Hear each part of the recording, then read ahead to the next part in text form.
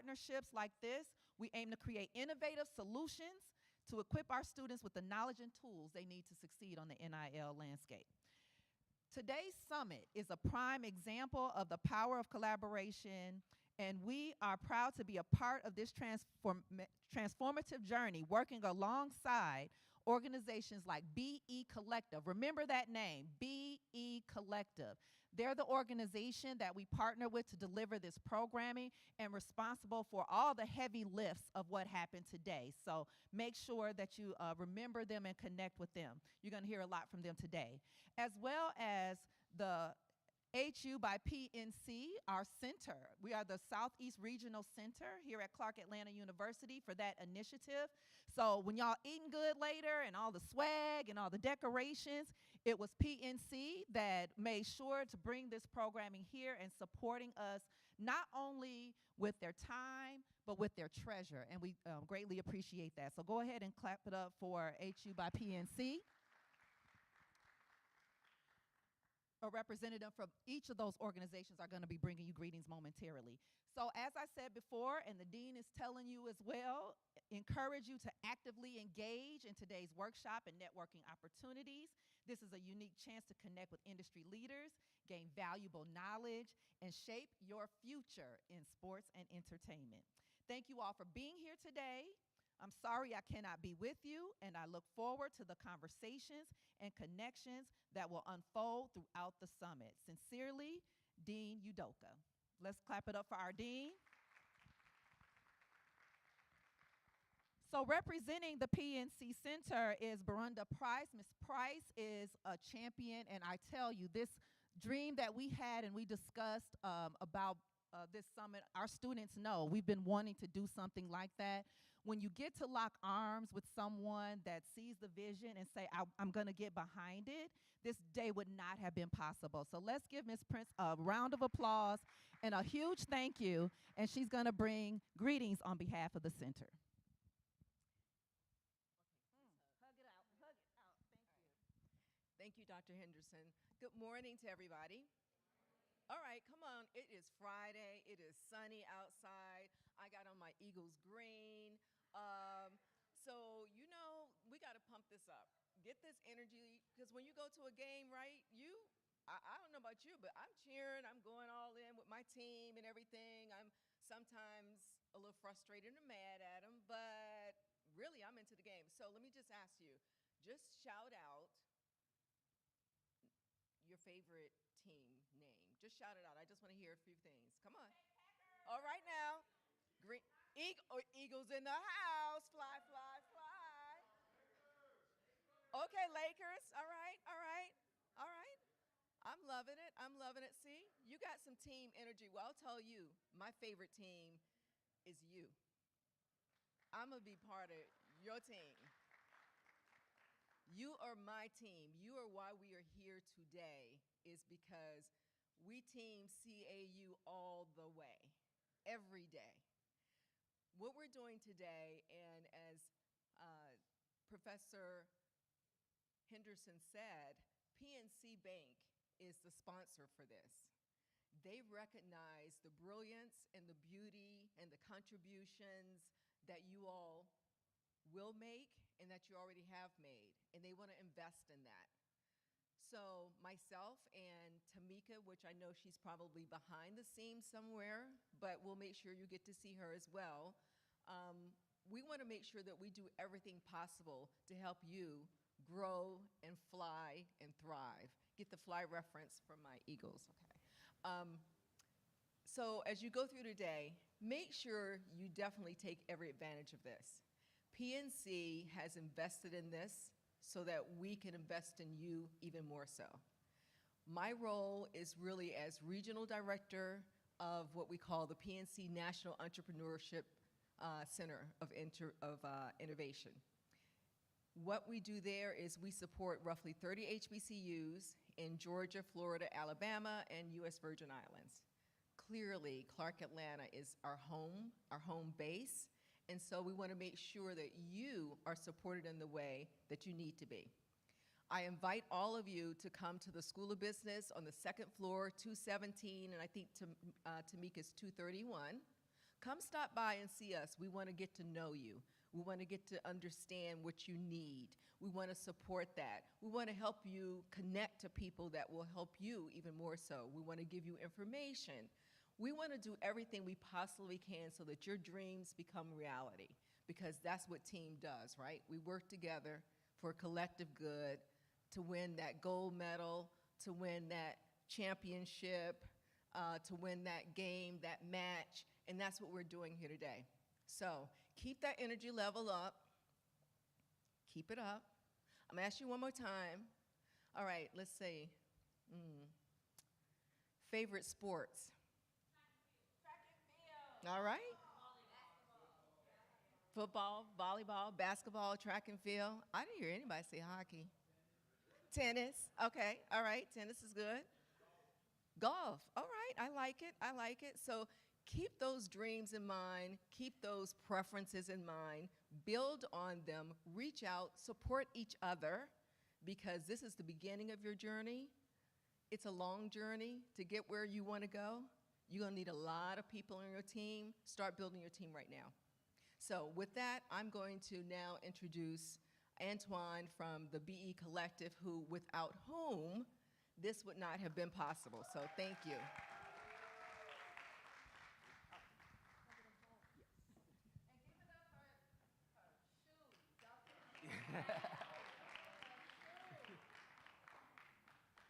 How's everyone doing today?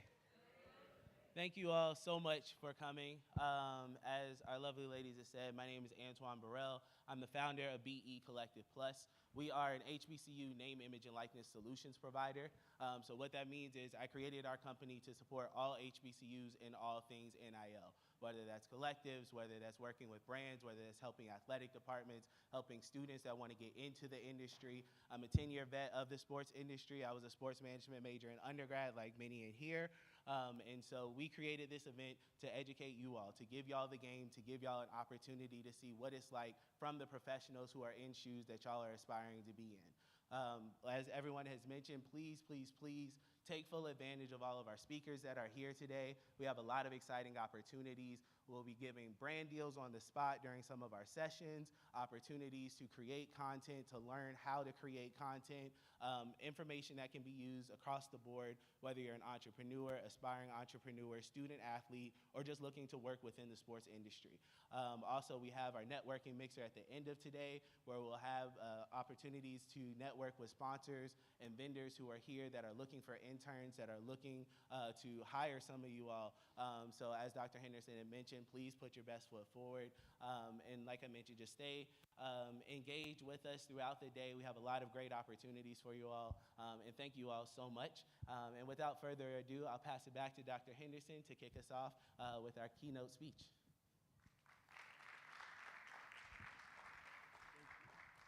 Let me just share the power of networking. A friend of a friend of a friend, I was trying to fill a panel for the PNC Center in DC, a session, and I said, you know, I need to find somebody.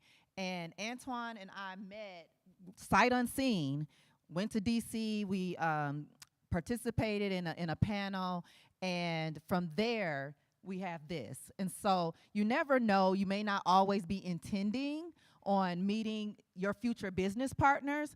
The people that you could be doing business with and making money with are probably sitting right next to you or right behind you.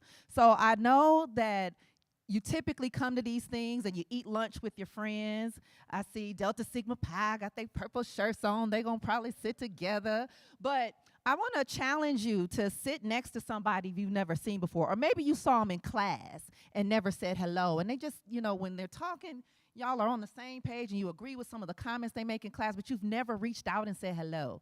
And that's what we want to do today. We want to make sure you all are well networked, because most of the people that I do business with, there was no resume, there was no upload this to there. I met them at the coffee shop.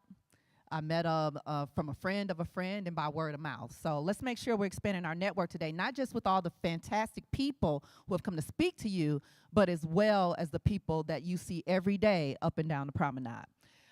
With that being said, I want to introduce you, and I'm going to read his bio because I need you all to know the credentials that this man has. Again, another networking opportunity. Served on a panel with him, and he was just a brilliant scholar. I said, I got to have him at the Clark. I have to bring him here. Our students need a scholar like him to really elevate what we're doing here with our sport and entertainment program. And so we met on a panel, and lo and behold, he joined us in January. Dr. Tommy Jackson, an esteemed scholar, educator, and former professional athlete whose experience spans higher education, business law, and policy development. He serves us as Associate Professor of Management, and he brings a wealth of interdisciplinary knowledge to his teaching and research. His academic work focuses on the economic relationships between the NCAA and student athletes, as well as critical issues in higher education policy, finance, law, and business management. Dr. Jackson served as a research and policy fellow, an opportunity that led to the development of state legislation that is now being considered for adoption by other states. Not only being considered, I just received a letter of commendation from the state of Alabama thanking Dr. Jackson for the research that he did that contribute to laws that are impacting NIL in the state of Alabama. So his work does not just extend here, it extends to other states. Y'all got a global scholar here, y'all. Even more impressive, Dr. Jackson's academic credentials. He don't like to brag on it. You know, you see this big teddy bear walking around campus smiling and greeting and high-fiving the students. But the dude is smart. Dr. Jackson is smart. He earned his PhD in adult education with a specialization in higher education administration, an MED in adult education, a BA in public administration from Auburn University. He further expanded his expertise with an MBA and an MPA from Kennesaw State University, and he earned his JD, Juris Doctorate, from the Jones School of Law at Faulkner University. How many, did anybody keep up with all them degrees? That's like 5, 6, 7 degrees, 11 degrees. The man is smart, okay? But before his academic career, he spent 3 years in the National Football League, leveraging his experience as a student athlete, professional player. He dedicated his career to fostering academic success for student athletes. Beyond his contributions to academia and athletics, Dr. Jackson actively collaborates with governments, corporate entities across the country, and his seamless ability to integrate his expertise in business, law, education, and policy has positioned him as a thought leader across multiple sectors. Clark Atlanta University, we are privileged to have a scholar like Dr. Jackson in our midst. You all are privileged that you get to learn from him. He teaches the legal class 1 and 2, both at the undergraduate and graduate level, and he will also be teaching sports law for us in the future. So let's give a round of applause to our scholar, Dr. Tommy Jackson.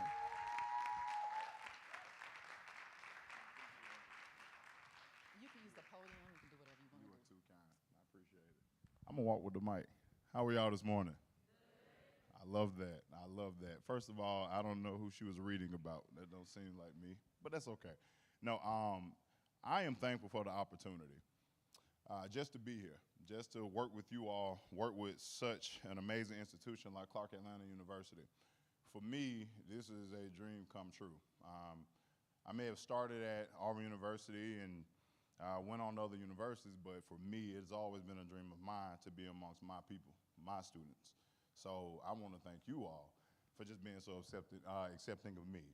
So thank you. Now, as it pertains to name, image, and likeness, I want you all to have this understanding.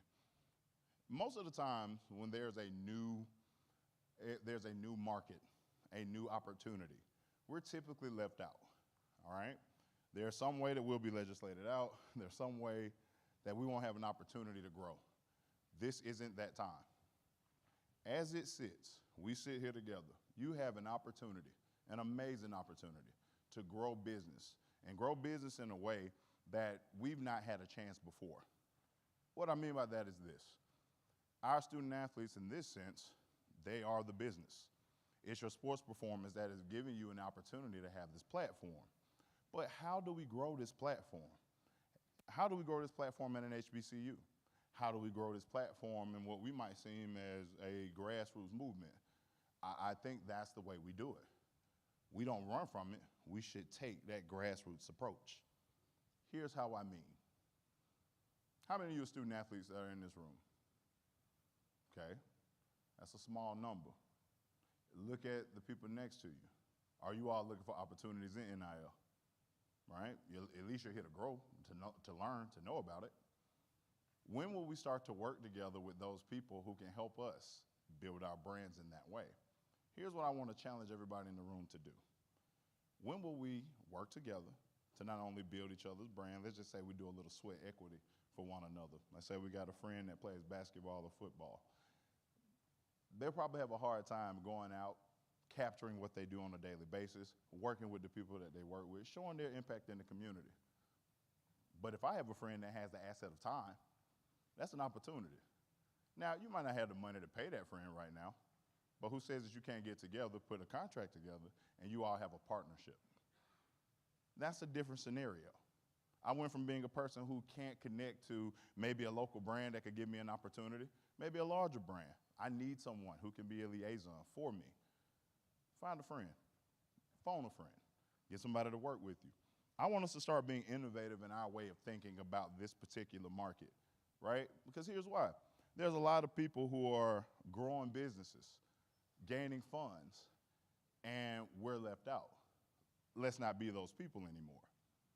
That's going to start, though, with having a concerted effort to truly build our own. So what does that mean? Okay, well, I know we are here at Clark Atlanta University. We have other institutions that are close by, other states. We need to start working with one another. We need to start finding out what each other does. Why? By doing so, we can inform ourselves there may be opportunities that this person doesn't see that we do. Let's get out of our silos. We often talk about how we want to do something, we want to grow a thing, but we're not making the right moves to make that happen. You have to talk with folks. You have to build yourself. You have to work with people who want to also see you do well. We often don't have a lot of time to put money in, or we often don't have the funds to put money into a startup like that. But this is a very unique opportunity to do that. The product is the student. Go be willing to build a brand with someone. Again, that's a beautiful partnership. So let's just say that works. Let's say I got a friend of mine. They're going to record me on a daily. They're going to post videos. They're going to go ahead, go out, reach out to local businesses, reach out to all types of businesses, maybe get you an opportunity. But then what? What do we do after that? What do we do if we get the opportunity? We have to manage ourselves. We have to manage our funds. We have to manage what we're getting. I've often seen young people build in this NIL space. They've done well, but it's as if they've treated the money they've made as if it doesn't actually exist. It's almost as if it's, oh, well, I'll get paid more later. But why not take it serious now? Why not go ahead and put that towards a new business? Why not go take that and go build with others as well? What I want us to do is learn how to, we can secure the bag, but I want us to keep the bag. You see what I mean? I don't want y'all to treat it like, well, I got a great opportunity here, made a few grand here, that was enough. Well, let's see how we can build with that. Let's see how we can take that as a seed for something else. I want us to start to focus on those things in NIL. Obviously, we know what name, image, and likeness is, but let's treat it as if it is a business opportunity for us to change our lives moving forward. That's what I would like to see us treat NIL like. Now, I think the best way to do that is to understand where you're situated. I'll be honest with you. Obviously, when you work with those big brands, you know, you can work with a Georgia Tech, a Georgia, Auburn. That's great, great. Woo. They'll have those big brands that reach out. What will we do? How do we do it? Well, let's start to approach our own. You're telling me there's not enough up-and-comer black entrepreneurs, up-and-coming businesses that would kill to have an opportunity to work with you in some way, shape, or form. They just need to know that they need to work with you. That's where that partnership and friendship and being able to have somebody alongside you will come into place. I want to see you all take this opportunity and turn it into something that's going to be long-lasting as opposed to the short-time opportunity. That's what I need you all to see. Because it's more than just having the money. It's more than making the money. It's about taking what that's going to do for you next. I would like to see us start to be our own incubator. We have to be. And I don't just mean you in the room. I also mean the individuals at these different institutions. We have to start working together. And I'm looking at it more as a future thinking, right? What good is NIL if the very people who made this a billion-dollar industry don't get to participate? That's what I want us to see. And I also want you to have this understanding about how great this opportunity or this time is right now. Because there's not very many regulations. You can kind of build for yourself.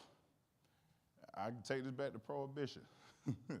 Before Prohibition, a lot of people did really well for themselves. They were able to stack up a lot of money, and that put forward legitimate businesses after the fact. Maybe this is our prohibition. You know, it's funny. We often had that conversation about other things like marijuana, what have you. No, we're going to look at NIL as our means to grow our own. I want to see you all get active in terms of building the right partnerships, investing in one another, and building partnerships and friendships with brands to help one another. Start your own incubators, your own collectives. Crowdsourcing. That's what you do, crowdfunding rather. Take a chance on each other. Because again, if we don't do it, who will? We can't expect other brands, other people to just give us NIL deals because, hey, we play college sports. No, we have to go out and do it ourselves. And I want you all to be okay with that. Take the challenge to be willing to go out, build your own brand, help others build their brands, and we'll all be better because of it, right? Now, those things may seem simple, but I want you to think of it this way, or they may seem hard, rather. But I've learned that many hands make work light. And so what that ultimately means is if we are committed to the mission being financial freedom, generational wealth, then we'll understand that that's what NIL can be the basis of if we structure it right, if we do it right. That's what I want to see you all do. It's actually in you all's hands, whether you know it or not. Change happens on the college campus first before it happens anywhere else. So in order for us to truly build from this absolute gold mine, we're going to have to be calculated, all right? And we're going to have to work together. You're going to hear me say that. We have to work together. Guys, listen, this ain't a competition to see how many deals I can get, but the person next to me doesn't. We got to get rid of that mentality. We got to figure out how we can cultivate those 20 deals you got into 200 deals spread over a large group of people. Start working collectively. You know, it's funny in the name, NIL, what? Collectives. There's a collection of people working to do what? Get funds to folks, right? You're telling me that y'all can't do that? I done met so many of you all that have your own businesses, right? Entrepreneurs. What's a better entrepreneur than a brother or a sister? Seriously. I've never seen a better entrepreneur. I'll say that. That being said, why don't we work together to build our own? That's what I want to see. That doesn't mean I'm putting us in a silo not to work with other people. No. What I'm saying is our first line should be from us. We should build from us. That's what gives us the opportunity to actually make some noise in NIL. And that's what I want to see you all do. Now, we can't have this thing where we're charged after we talk about it. Yeah, we'll do it for a week. We have to be intentional with what we do. Now, what does that mean? Like I said before, pick the right partners. Know who you need to work with. All right? Now, when I say pick the right partners, I'm not saying to you, I'm just going to work with somebody because they're in the same space. No, discernment. Use discernment. But also, you guys can look up everything. Look people up. Look up companies. Look up partners. Look these things up. You find the right people, you vet them. Then you work with others. You go out and you seek the right partners. There's nothing wrong with going to seek out partners. Seek out partners. Seek out people who want to see the things that you want to see. Find them. Once you find them and you start to produce revenue, you start to incentivize folks for coming to deal with your site and you're growing, manage your money. You know how many guys that leave pro football and pro basketball that go broke? All right? You know how many CEOs, they do great when they're done? It's tough. You'd be surprised. That's more of a money issue than it is a person issue. People like to blame it on just being, athlete. No, go figure. Managing money is a hard thing. They might even pay somebody to do it, don't they? Ain't that crazy? The point I'm only trying to make to you all is this. If we manage those things that we work so hard to gain, if you're willing to put in work on that front end, manage it, you can grow something I think will be astounding. And we can do for not only our programs, but others, what would be a dream. We can build our own, but you all have to want to do that. See, I can't force you. I can't hype you up. We have to start making moves to do it. I've had some great conversations already with some individuals to where we can do great things together if we choose to. But that starts with you all. I know you're looking for opportunities. Listen to the information you gain today because you're going to get some great information, right? Not only can we help you, we want to help you. You hear what I'm saying? We really want to help you get where you're going. You already got to start to a great network. Really network. Really network. Ask questions. Ask those things you don't know. Get email addresses. Have these conversations because I or anyone else may know somebody that can get you where you're going. Then you start to build and work that dream. But don't cut people out of what you're trying to do. Get the right people. Be receptive. Work together. I think we'll achieve a lot, right? I love that. So I'm excited, absolutely thrilled that we all get to sit down today, do some great learning from one another. And you already have another network here that you can begin to start chasing your dreams. I'm excited for you. God bless y'all. And I'll see y'all throughout. All right? See y'all.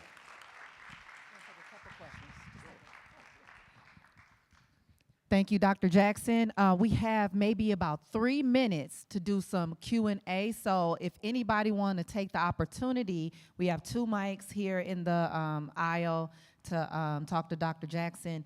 And if you don't get a chance to ask your question, just like he said, he'll be around later today. But Nina, you have a question? Here, instead of going to the mic, we can just pass it to you right here. First of all, I just want to say thank you. Hi, my name is Nina Hervey. I'm a sophomore business administration student, concentration marketing/finance.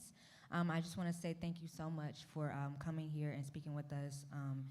Your journey here and all those degrees, it's very inspiring to hear about your background and to see you speak and just speak life into us as students. And something you said that really spoke to me, you said we should build from us, and that's very important, and I'm glad that you said that because us as young Black people in America, we tend to think like, oh, everything is monetized and we can all, just work with whoever, but we have to think about it, especially in the times that we are today with politics.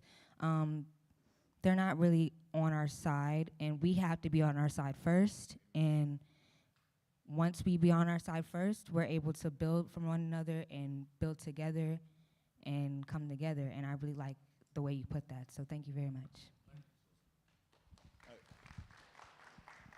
I just want to make sure I say that again, too. That really matters.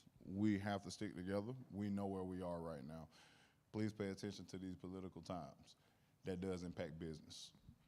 Okay, we're going to take one here from the floor, and then this gentleman, and then we can continue conversations with Dr. Jackson at the networking. Hello, thank you for being here. I am Ariana Cook, a graduating senior business administration major with a dual concentration in management and marketing. So I love how you touch. Can y'all hear me? It feel like, okay, good. So I love how you touch based on like networking and, starting as a collective with people surrounded around you, right? But how would you more so say building your personal brand will reflect inside of like networking and building collectively with one another, but specifically building your own personal branding before you start to like venture out? Thank you. That's an excellent question. So you got to look at this from a few different ways. I'll talk about it first as let's use student athletes. If we're thinking about name, image, and likeness, y'all understand already how simple that one is. Kick butt, you'll build your brand. That gives you something to kind of go with. So what I mean is, if you are an athlete and you're using your platform as an athlete, like as a basketball player, football player, track star, what have you, do well in your sport, but here's the cool part. You're not gonna have time if you're good at your sport to let people know what you do, right? So that's the part where I was saying partnership comes in. Here's what I mean. Let's say you have a student who they know that they're looking for marketing opportunities. There's nothing out there that looks amazing for them. What about going to work with a student athlete who you know looks to build their brand, wants to build their brand? You can help them build that brand for them. You set up a partnership between the two of you, even if they don't have quite enough yet. But here's how this works. That's more grassroots in nature. Why? You're investing in another person's ability to do something. And it kind of goes back to this concept I was talking about earlier. Back in the day, people used to, you may have to lift somebody up in a group of folk in order for everybody to come up, right? So in other words, let's say you had a general store. Everybody puts their funds in that person to buy the general store. Then as that person does well, they take those funds, siphon them off, and then give them to another, like to the other person. You continue to grow. You get to do that without having to have the heavy overhead. You're working with a person in marketing because there's a skill set that you may have that an athlete doesn't have time to manifest in order to grow, right? That's what the partnership piece goes into. Now, for the person that's the non-athlete and you're talking about building a brand, so go in and watch a person, you build a brand from a person with nothing. That's your brand. That alone will show what can be done even when we don't have the resources. And think about it for us as people, our people, black folk. We don't have to go build stuff without all the time. So imagine, though, we go and build something like this. I tend to call these sorts of operations like micro businesses. And the only reason why I say that is because very low overhead, but there could be great return if another person is willing to work with them in that way. Now, I'm not saying to go out here and don't work, and if you got the funds, pay. But if this is a partnership where people are trying to look to grow a brand, you may want to work together and partner. And then if you're a person that can successfully do that, you already have a brand in building brands. So I want you all just to be innovative in your thinking, right? Because we don't need people's permission to be innovative. Make sense? That makes sense to you? Yes, ma'am. Yes. Good evening, everyone. My name is Derek Jabari Colston, a graduating MBA student with a concentration in marketing. My question to you today is, you touched a little bit about the sustainability of the financial management when it comes to operating in the sports and entertainment space. I was wondering, can you go a little bit more in depth in that? Because I'm pretty sure we all need to know how to manage our money well, especially when we receive it. I love that you said that. Thank you so much for giving me an opportunity to talk about something I think is very important. This is where, if you are creating revenue and you are making funds and you run a business, now I can go into a super long diatribe about understanding the difference between why LLC is how you should get paid, operating as a C Corp, switching it to an S Corp. We're not gonna get into all of that. This is what I wanna say. If you're making funds, you wanna have people around you that can help you manage your money. Having a fiduciary wealth management advisor is so important because, well, I would say a CPA even before that. Understand how you need to pay taxes. Because if you are getting funds as a 1099 employee, you're gonna wanna know how to pay those taxes. Because I've seen people get in trouble for that, right? Now, obviously there are tricks. If you're a W-2 person with a 1099, you can protect yourself. That's another conversation. But I think it's about having the right teams around you until you can do it yourself. And even then, I don't necessarily recommend you having to do this by yourself because wealth management is tough. I would always say look for people who are fiduciaries because they have a legal duty to put your good before their own. And if they violate such rules, they will be under the penalty of law, okay? So having a fiduciary wealth management advisor helps. Having a CPA helps. But the biggest thing, too, is also knowing where your money is. So I don't want to give somebody full access to my money and they know better where my money is placed than I. So it's important for you to keep your own eye on your money, but pay those individuals who are very good at their job. For instance, if you were sick, you go to a who? Ah, okay. If you were in trouble with the law, you go to a who? So why, when it comes to money, we don't go to a, see, nobody know what to say to it. A wealth financial advisor, right?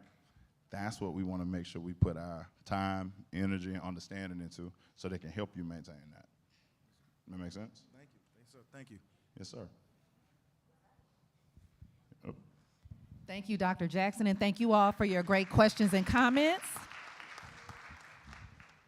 Hello, everybody. Hello, everybody. I'm Jayla Lovett, second-year MBA student here at Clark Atlanta. We just want to give you a token of our appreciation. Thank you for coming out to our summit and giving all your expertise to our wonderful students here today. So this is for you, Dr. Tommy Jackson, and welcome also to Clark Atlanta University.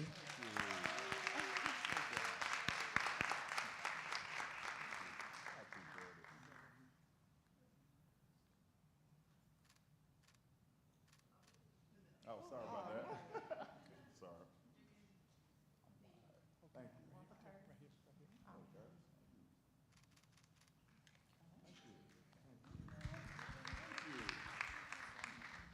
All right, you introduce.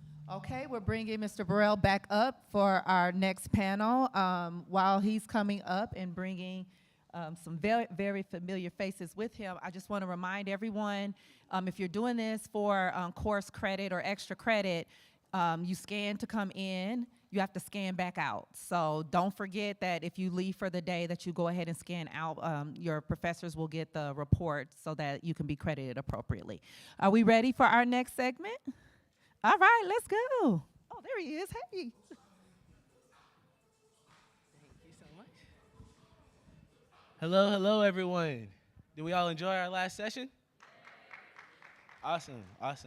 Thank you again, Dr. Jackson, for dropping those gems for us all.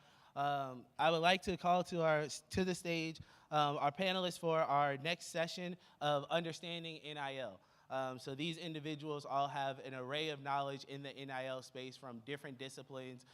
So please pay attention.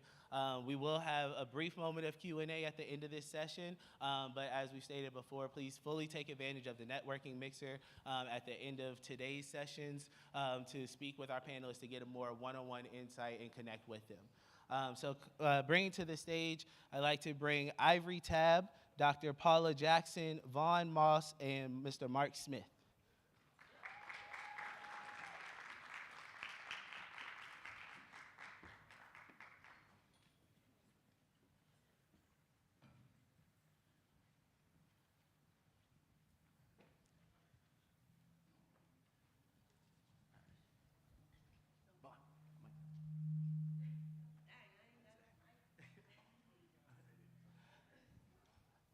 Good.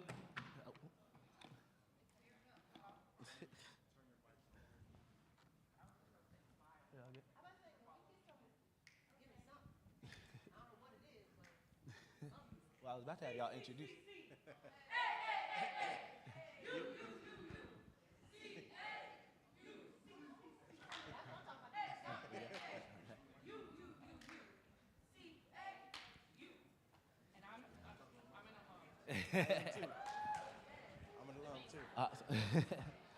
Thank you. So to get us started, I actually will have each of our panelists introduce themselves so that you all can learn about a little bit of the expertise that we have on stage, and then we'll jump right into today's conversation.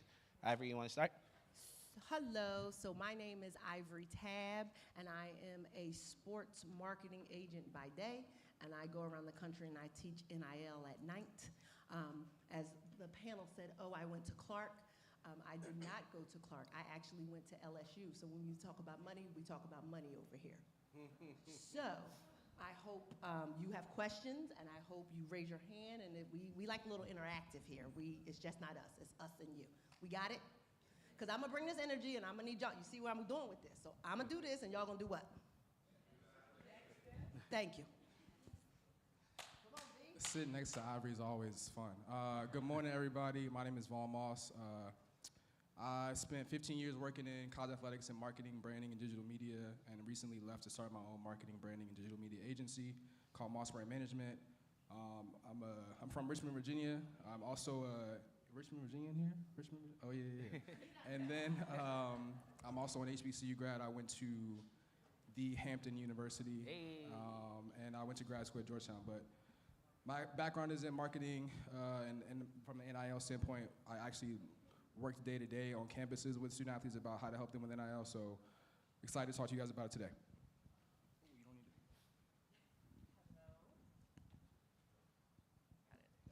Hello again, everybody. It's good to be home. I am Dr. Paula Jackson. I am originally from Baton Rouge, Louisiana. I got my undergrad degree at Southern University, but I got my MBA here in marketing from the illustrious Clark Atlanta University. I've been in college athletics for almost 25 years, and I started my career here at Clark Atlanta University. My son also went to Clark Atlanta University, so we got the legacy thing going.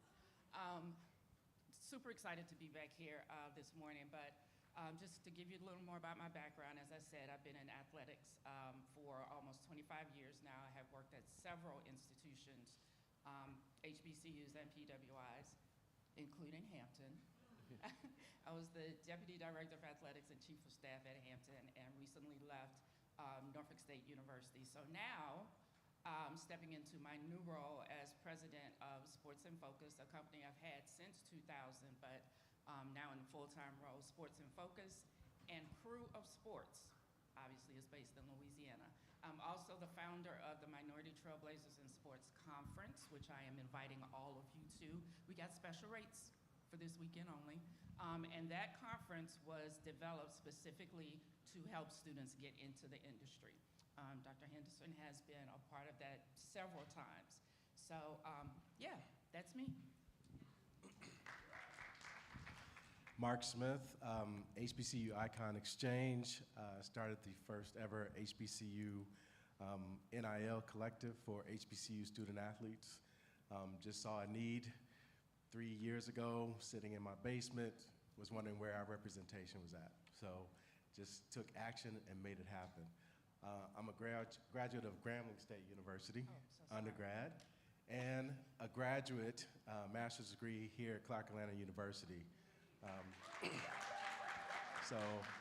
Many of you know my fraternity brother, Marshall Taggart Jr. He and I went to graduate school together. So very happy to be here, happy to talk to you about NIL, how we got started, why we got started, and how we can continue on this journey together. Thank you. Thank you all. Thank you all to our panelists for being here. And we'll jump right into the conversation. Ivory, I'm going to start with you. Tell us, what exactly is NIL? Why should students and student athletes alike care about it?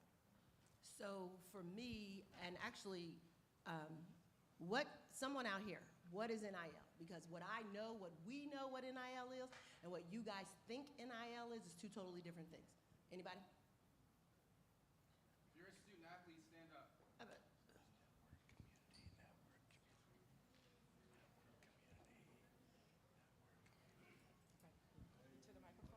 Okay, and when we say name, image, and likeness, what does that mean? What are we talking about here?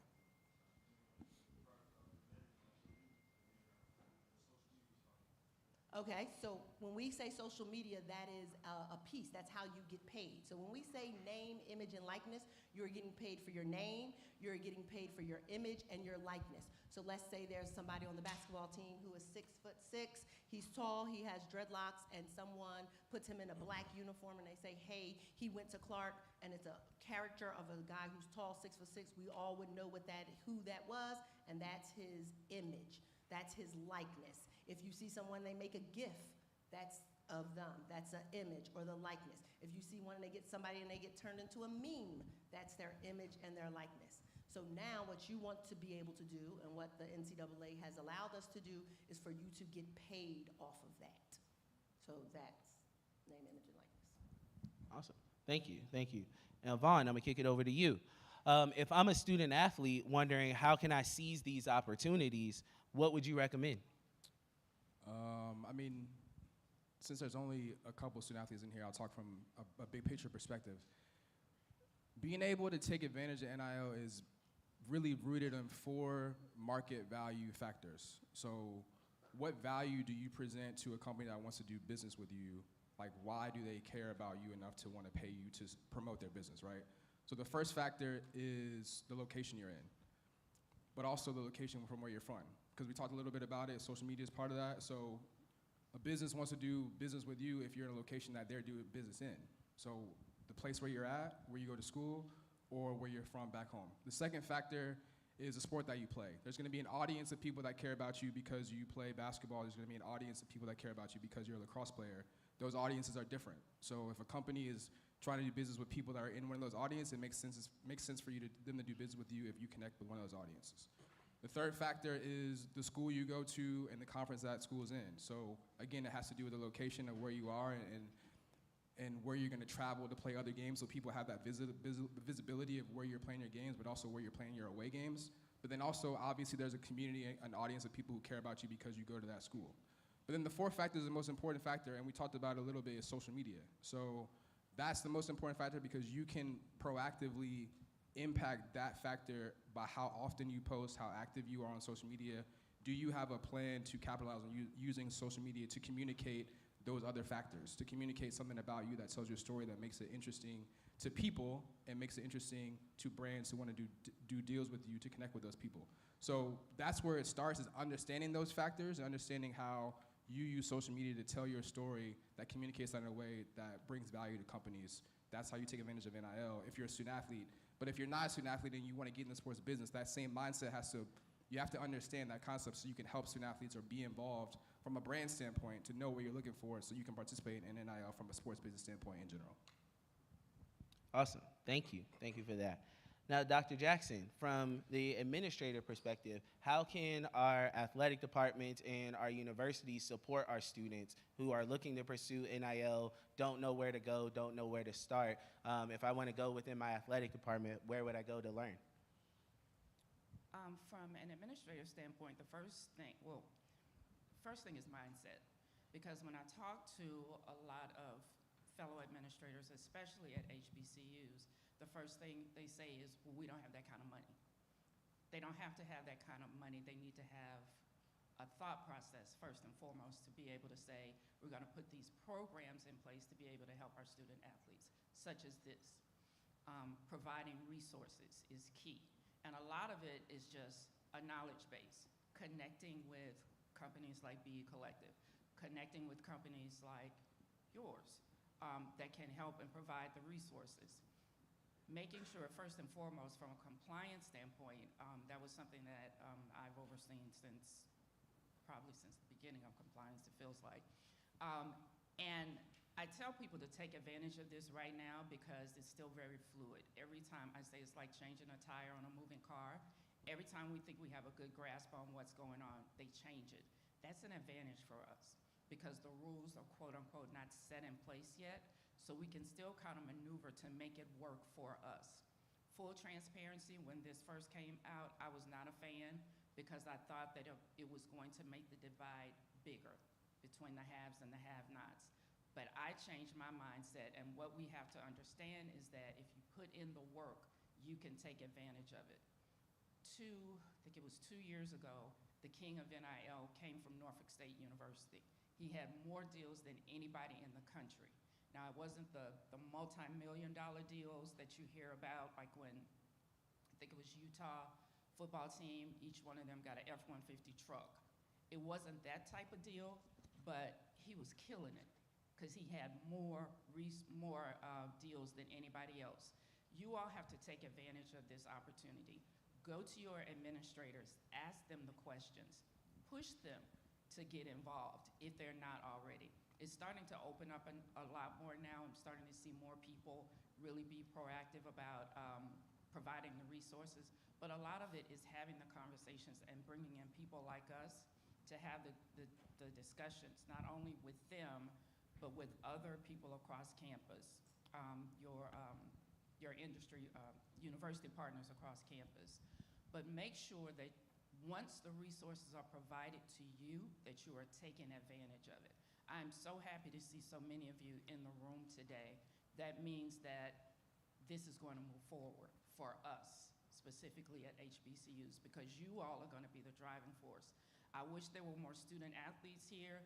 Those of you that are here, talk to your teammates, talk to your fellow student athletes, tell them about what's going on. You all can reach out to us even after we leave. That's one thing about, this. We want to be here for you. We want to provide the resources. We want you to take advantage of this. And that's been my mantra with everybody. When you get into the spaces, make sure you're pushing. Work on your social media. Work on your presence. It's just like looking for a job. That's really what you're doing. You're presenting yourself. Your brand has to be on point. And just like my co-panelists were saying here, your social media is so key. Working with your administrators to make sure they're pushing you. You got to be able to push your brand and their brand simultaneously. So I'm telling them also, when you're promoting yourself, that's promotion for the department and for the institution as well. I could go on and on about this, but I will turn it over to you now. Thank you. Oh, we got the mood lighting. All right, Mark, now I'm going to kick it over to you. I know HBCU Icon Exchange has done deals with numerous athletes and things of that nature. So having worked with the brands and worked with the student athletes, can you talk to us about some success and best practices that you've seen that you can offer to students who are either want to get deals themselves, or these students that are in the room that may want to be agents and help their friends get deals? What are some best practices you've seen? Yeah, so main thing is you have to be intentional, right? You have to be intentional in everything that you do. One of your fellow classmates, Jordan Smith, who plays basketball here, we did the deal with her with Target, right?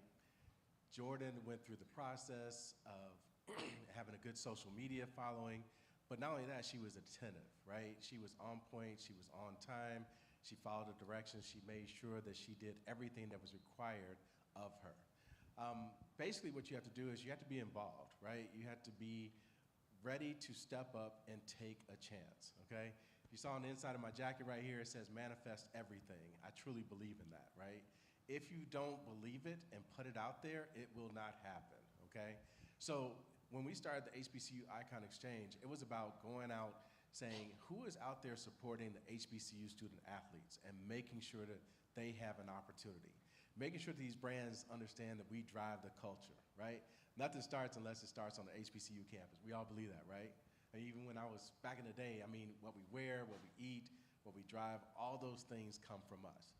So my intent was to make sure that these companies recognize that and that our student athletes were able to benefit from that. So we're continuing to push that and to make sure that happens. But one thing I want to say also is Dr. Tommy Jackson was talking about networking. There's two things you shouldn't come out of college with. You should come out with more than just a degree. Your network should be strong and part of a community. That's the only way we're going to do this, right? And in this day and time, next 3-4 years, we have to be a part of a network and a community. Awesome. Thank you. Thank you for that. So now I want to talk to the money. So I'm going to talk to this side of the table, Vaughn and Ivory. What are some of the effective ways that student athletes can generate income through NIL? And both of y'all can tag team this question.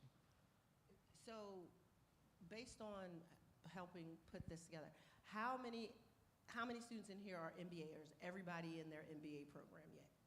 Everybody? Nobody? Just a few is in there getting their MBA? The other half, what are we? Are we undergrad?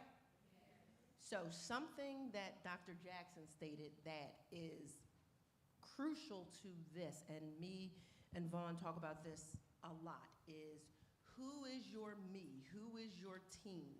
You say you want to be an agent. If I came right now and I said, I have an NIL deal for someone, and I want to give them 3 things you can get with NIL.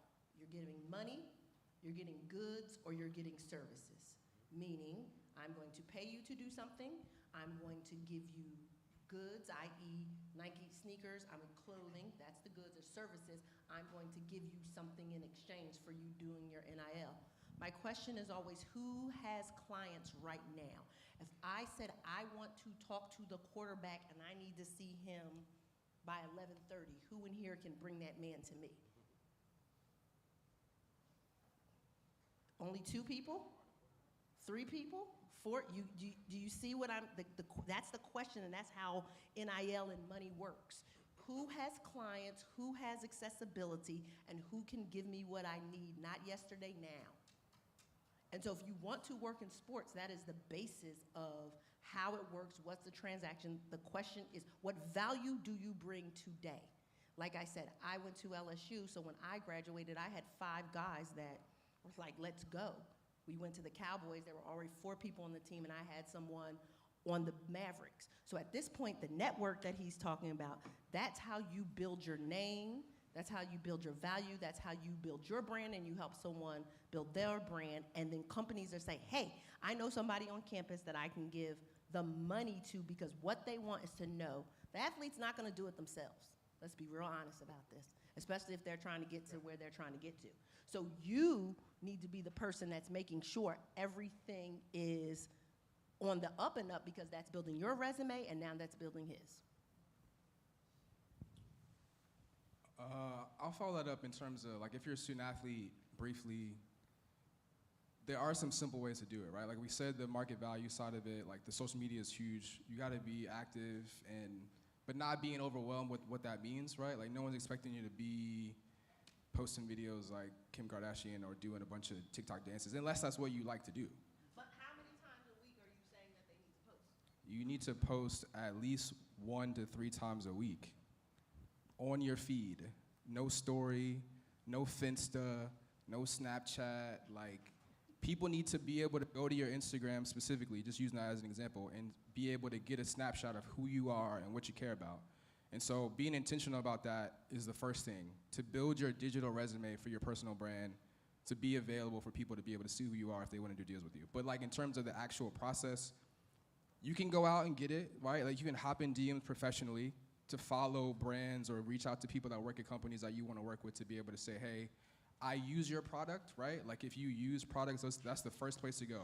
If you go to the... If I use your product, how do you know I use your product? Because what? I just send you a DM. If they use the product, I need to go to your social media and see that you use the product. And you got to be able to tell me how much you love using the product. But then also, like, again, big picture, like have levels to it. You want to have aspirational for Nike, but you also need to be realistic about the wing spot you go to around the corner that you eat at every day. Because, like, one thing you can get is goods. So if you post on social media and you get free wings for the whole semester, like, that's a win. Who wants that? Everybody? May, you want free wings? Okay, I want free wings, right? Eat there every day. Right, you go in there anyway, so instead of spending money on wings, you're gonna be eating wings for free. That's kind of like very baseline, the easiest way to figure out how to take advantage of NIL if you're a student athlete. Start with places that you're going to, but also at the same time, there are actual marketplaces that exist that are like job boards. Just like you can go to Indeed and try to find a part-time job, there are several marketplaces that you can sign up for free that have people, businesses looking for student athletes to do NIL deals. Well, they'll send you an email and say, hey, I'm looking for a football player that's in Atlanta who has this many followers and is interested in this type of thing. And if that fits you, you apply for it, they get back to you, and maybe, like, let's something we haven't said yet. Let's be realistic. The average deal that you get in NIL is anywhere between $60 and $100 max. Ivory's being stingy, but it's literally not that much money. So, like, let's say if you maybe get $75, okay, maybe you get 10 of those in a year, like, okay, maybe you got $750, but like at our level that we're talking about, no one here is talking about Power 5 level. We're talking about mid-major and HBCU. So, like, if you're a student athlete and you're getting $750 a year just from posting on social media, like, that's a win. And realize that's a win. One. Don't put that pressure on yourself to try to be Bronny James and Shadur Sanders, because that's not you. They are the only 2 versions of themselves because they got famous dads, and that's cool. Like, unless people out there got a famous dad, take advantage of that. I strongly suggest that. But big picture, if you're a student athlete, you have to be aggressive. You have to go find places like HBCU Icon Exchange. Exactly, because you can go there and find people that are looking for people to do deals, especially if you're at HBCU. And then from the people who are not student athletes, it goes to, like Ivory said, to be available and see how you can start to build your career and build your own personal brand if you want to have a career in sports, to help the student athletes around you do those things, because they have a lot on their plate. They got to go to practice and weights and study hall and all this other stuff. And if they want to do it but they need help, like that's your lane. If you are good at social media, there's ways for you to help them manage their social media where you can become an admin on their Facebook, Instagram page, and you can post the stuff for them, right? And then they can figure out how to pay them. Go, Ivory. I told you sending that to Ivory is exciting, right? Did you know that at a regular job, we'll say once you graduate college, the base level will say account coordinator, how many years of experience folks are looking for now to be an account coordinator? 2. So if you was in a junior and you started working with an athlete and then you decided to get your then you decide to get your master's, so now you technically have 4 years of experience. You reached out to HBCU Icon and you said, how can I help you grow your business here on campus because I'm in Atlanta and I want to help you and be the feeder system to what you're doing because you need athletes, and there's 3 schools right here and plus Georgia State too. So at this point right now, if you are actively trying to work in sports and you're not actively doing something to work in sports right now today, you don't want to work in sports. Right. So, big picture, right? Let's Like talk. if you're not a student athlete, you got 2 roles in this. And let's also, like, big picture, I want people to understand when we say NIL, the concept of NIL has existed forever. It's only been in college since 2021. But like when we talk about athlete partnerships and athlete endorsements, like the king of that and the originator of that is Michael Jordan for the most part. Like he revolutionized that. So just think that exists, and NIL is a smaller version of that. But there's 2 roles that you're in your role. Well, it's really 3. So if you want to participate in this space, either you are representing the athlete, like Ivory talked about, like Ivory does. That's an opportunity. Or you work for the team that athlete plays on. You have to understand how your brand is, that person on the team is a brand ambassador for your team. So you have to understand how that relationship works. Then the third thing is you work for one of these brands that wants to hire these people, whether it's an endemic brand like Nike or it's a non-endemic brand that's like State Farm. That's nothing to do with endemic and non-endemic is a sports or not sports. So like if Nike is endemic, you want athletes to promote Nike because it's a sports product. Or State Farm has all these deals with, State Farm's the name of the arena around in Atlanta, right? Like, as they participate in sports marketing, they have nothing, their product has nothing to do with sports. So understanding that in sports business, you have those opportunities to participate in the conversation that we're talking about right now as a representative of the athlete, a representative of the team he or she plays for, and the brand. Thank you both. Dropping gems. So on the other side of the table, Dr. Jackson and Mark, I want to talk about some common pitfalls that you all have seen. Dr. Jackson, you mentioned the king of NIL while you were at Norfolk State University was there. So I'm sure there were not millions maybe, but a lot of brands that wanted to talk to them. Not all money is good money, which we all know. And Mark, who you have worked with brands and, exposing the culture that we have at HBCUs to these companies that want to work with us, but also we know that culture vultures exist as well. So can both of you all kind of talk about some of the common pitfalls that exist in this space and how our students can be protected, but also how we can avoid them as well? Well, I think the first thing is making sure that once you reach the point of actually getting a deal, have somebody to look at your contract. Don't just get excited because, ooh, they called and they want me and you sign your life away. Make sure you get somebody to read your contract. I cannot say that slowly enough. When all of this first started, I was overseeing compliance at Hampton. We kept saying this repeatedly. 2 of my basketball players came running into my office. Hey, Dr. J, I got a contract. I said, did you let me see it? Well, no, but it was just, okay, well, it wasn't that bad. He ended up getting, we talked about food, he ended up getting smoothies for a year, which was fine, but I think he could have gotten more. But how many times did he have to post to get those smoothies for you? Do you I recall? think it had to be something like 10 times a week. Oh, Jesus, no. Yeah. Lord, no. As a basketball player. No, whose that's a season- horrible deal. Right. When I said okay, it was something that he wanted. He wanted smoothies.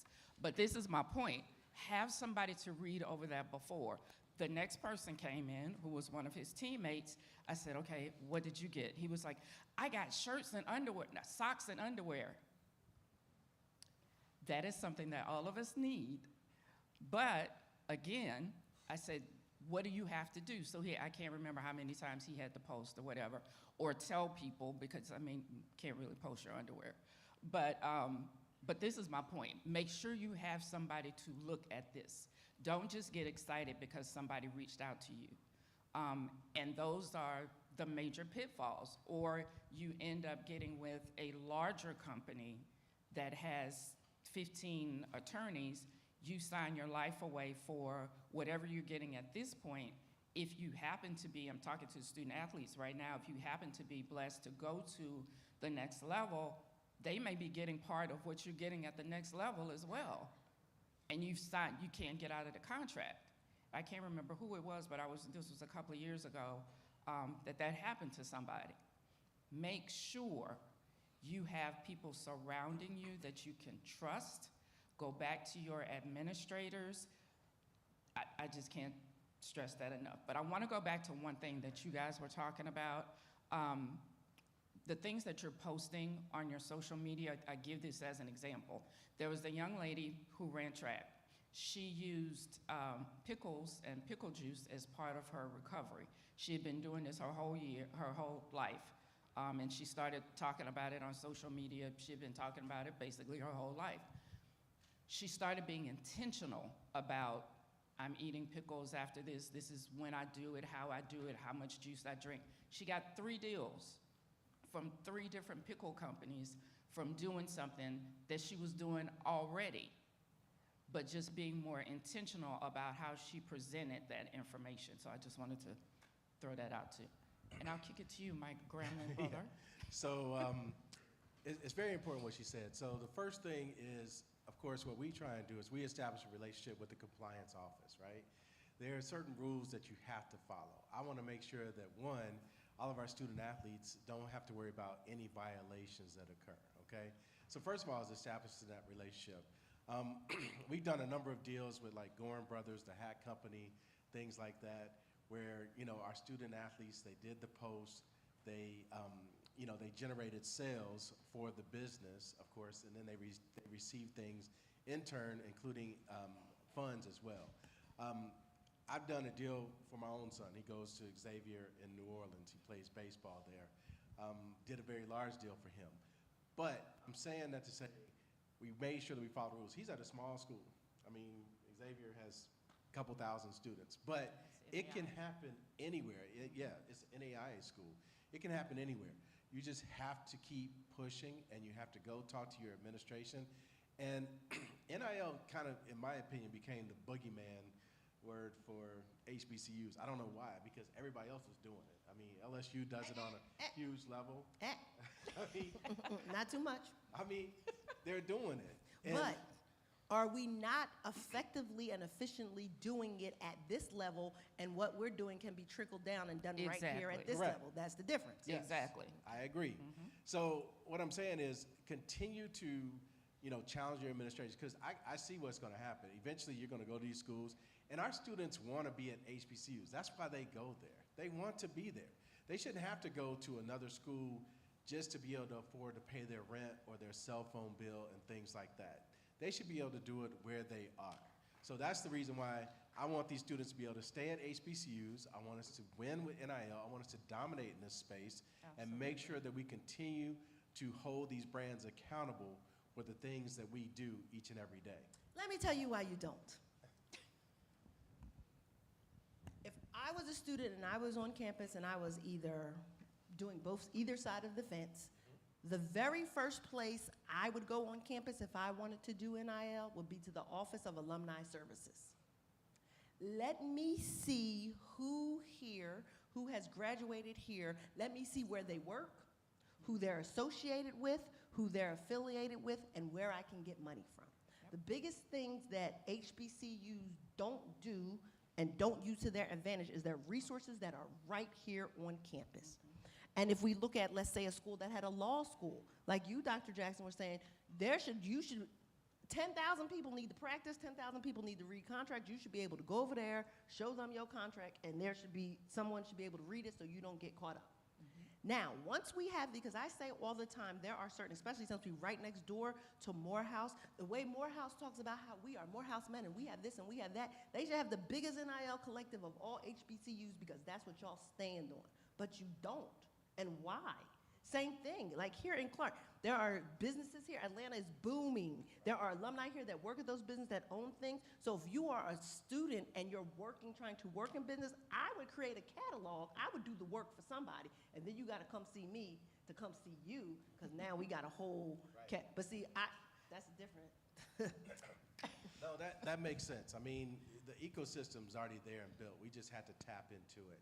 And we had to be, like I said, intentional in seeking out that alumni. Let's face it, the alumni want to win. They want to win. Yeah. Your football team, Clark Atlanta, won last year, right? Guess what? Enrollment did what? Went up. Everybody wants to be associated with a winner. So that alumni is looking now to say, how do we continue to keep that going? And it's going to be through NIL. And now it's incumbent upon us as alums. We're able to come back, like, we're coming back today and push to make sure that we can do what we can to put that programming in place to support you all, to give you all the resources that we can provide from our standpoint. This is one of my major soapboxes that I stand on all the time. We have so many, HBCUs are hot. We are hot, especially right now. People want to be associated with HBCUs. That's y'all. Take advantage of that, more so now than any other time. Take advantage of that. Talk to us. You can get all of my contact information. I'll stay in touch with y'all and help as much as I possibly can, because we sit on untouched gold mines. That's y'all. I cannot stress that enough. I was so excited that my son decided to follow in my footsteps, not only in HBCUs, but he works in sports as well. I'll connect y'all with him too. He works at USA Football. He's gonna be, y'all call him for internships. Do that. Y'all putting him out there too. But we have to be able to help each other. That's my whole point. So anything that I can do to support any one of you, reach out. That's what we're here for. Awesome. Thank you all. Thank you all. Well, we are at time. And so, as I mentioned, everyone, please, please, please stay for our networking activation mixer. After this, it was where it's the opportunity for you to get some one-on-one time with each of our esteemed panelists.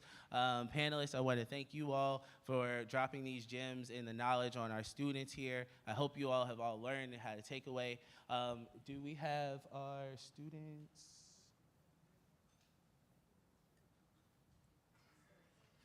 Does anybody have any questions? While he trying to do whatever come on, boo, what you got? So, hi everyone, thank you for being here. I am Ariana, I am a graduating senior, business administration major with a dual concentration in management and marketing. So, my question pertains to when it comes to NIL, are you able to negotiate that? And then I also heard you all talk about the platforms. What platforms are being used? I heard Instagram being mentioned, TikTok, what's preferred? So are you able to negotiate the NIL offering? Oh yeah, everything's negotiable. Everything's Everything. negotiable. Don't let nobody, everything, always. And you on platforms? One last question too. So when it comes to Instagram with fake followers, how do y'all track that for NIL? Because I know there's fake followers. Yeah, so from a platform standpoint, that's really up to you. I think it depends on who you are, what you're trying to say, and what message you're trying to get across, what type of content you like creating. But that's on you to understand the differences between the platform and then create your plan based on that. So if you are gonna do, long form video, like you're gonna start a podcast, right? Cool, you wanna be on YouTube. YouTube is basically TV now. But do you understand how to chop that podcast episode into 25 clips that you can post on Instagram Reels, TikTok, Facebook, Twitter, whatever? So understanding the difference in the platforms is a huge part of creating a plan to navigate the NIL space. And something else that I want to talk about too, specifically from what I just described, like if you have a podcast, you want to clip it up, we're in the age of AI. So there's AI tools that help you do almost everything that we talked about doing today. So you can upload your full YouTube video of your podcast, and it will spit out 25 clips for you use the platforms to schedule all of them. If you spent a day doing that, you could cover your content for a month if you wanted to, if you were intentional about that. So again, we've talked about a lot about that in terms of whether you're on the athlete side or you're helping the athlete, you need to know how to navigate these platforms and use all of the tools that they provide so you make it easier for you to work smarter, not harder. I used Opus, and I posted for 90 days straight about NIL. I just went hard. I set a goal and did it. So it works. And do what you're comfortable with, because you want to make sure it's authentic, you know, and it doesn't look like it's forced. The platform, so there's Open Doors, there's Market Price, there's, are you set up HBCU Icon, there's Mogul, there's Post Game, there's 989, there's tons of them, tons. And like I said, marketplaces. And for you students who are doing the work, that this is the value. These are the things that you are bringing for you to say, hey, because technically what will happen, I have a deal, I have a basketball player that wants to do some NIL. Do you have any deals for him? Yes, I do. What are the qualifications? What does he need? Generally, we look about 2,000 followers on Instagram. We can run the numbers, which will show his valuation. So once I know his valuation, then we're going in with an informed number. So now technically I have a deal. You see how that worked that quick? The question at hand is, do I have a player? Right. If I got a player, and I got a deal, now I got to win. Now I can go around on campus and say, guess what? I'm getting NIL deals. Come see me, and now we got a business, what Dr. Tommy said, so everything you wanted happen right now. See how easy this is? But you got to do this work. I mean, like, you got to do your work, you got to do their work. Got to put in the work. The last thing I will say is all the things that we described about building your brand for student athletes to take advantage of NIL, that applies to you individually as well. So you can, if you are good at social media, you can create a platform, create content, build your personal brand, and you can get deals too as an individual, right? Like, it's all about having a story and being able to communicate that story and leverage the platforms to tell your story in a way that adds value. So yes, you're in sports business, you want to be able to help student athletes do that, or athletes in general do that, but if you got to create enough story and you're creative as a content creator yourself, you can do that and monetize it yourself and build your own personal brand to go get your own deals or go get jobs later as well. Awesome. Thank you all. Thank you all for your panelists. I would like to bring up Demetrius Cates to say a few words to our panelists. Panelists, if you all could stay on stage for just 1 second. Good evening, everyone. My name is Demetrius Cates. I am a senior business administration major with a concentration in sports and entertainment. We want to deeply say that we appreciate your time and dedication. On behalf of everyone, we want to extend a token of appreciation.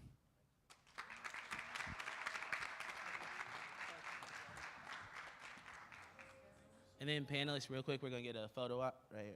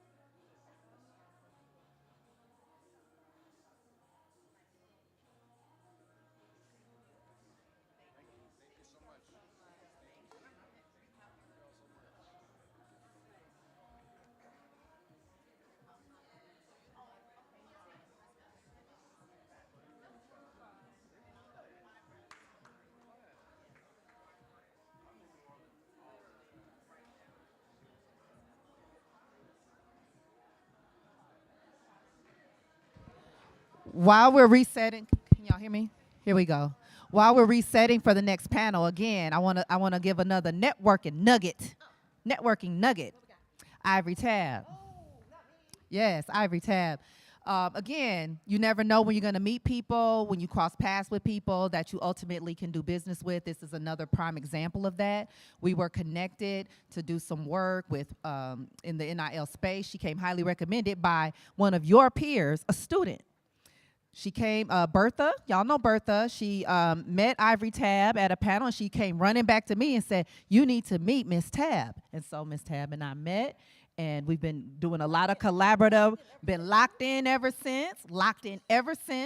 But here's the thing. We also identified a problem in this industry. So we also were at another conference that shall not be named. And it was a great conference right down the street from this school. Some of y'all may know what conference I'm speaking of. It was free the first year. Then the second year, they tried to tax y'all for $800 to come to that conference. And Ms. Tab and I were like, well, that's not nice. That's not nice. So just like Dr. Jackson told us this morning, we can build our own. And so this was me and Tab saying, let's do it. Let's figure it out. And then she knew Antoine, which I did not know that she knew Antoine. She introduced me to Antoine, and that's how it happened. So what they're telling you, I'm here just to reinforce that this is networking in action. When a door closes, there's no way I'm sending my students to any conference that costs $800 when we got an auditorium, we got a screen, we got a microphone, all the things, right? So thank you all so much for listening, and I'm going to turn it over to Ms. Tab to keep it up. Keep the party going. Okay, so I'm moderating the next panel. So I have this. And so are we ready? And if we're not, who has questions? Let's go. Talk to me. Yes? So the catalog, when I say build a catalog, you need businesses and business need you. You see what I'm saying? So if I come to you, I ran track. If I came to you and I said, I want to do a deal with hair, you should have a catalog of folks that you already know, that you've already contacted, that you've already reached out, that says, oh, we can put you with this because these people do X, Y, Z. You see? That's a catalog, like a business that you can go to if you want to be in this business. Anybody else? Yes.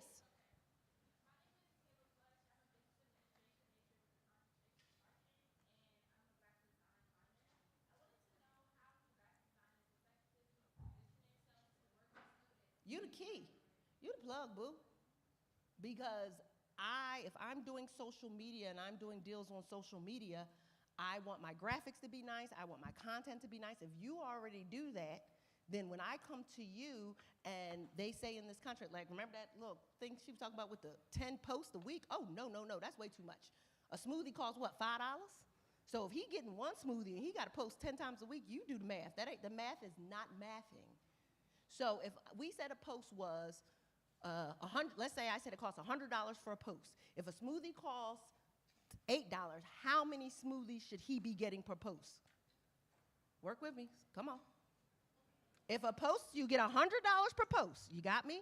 If a smoothie costs $8, how many smoothies should he be getting per post? Right there. And so if they're saying he needs to post 10 times a week, do you see how the math ain't mathing?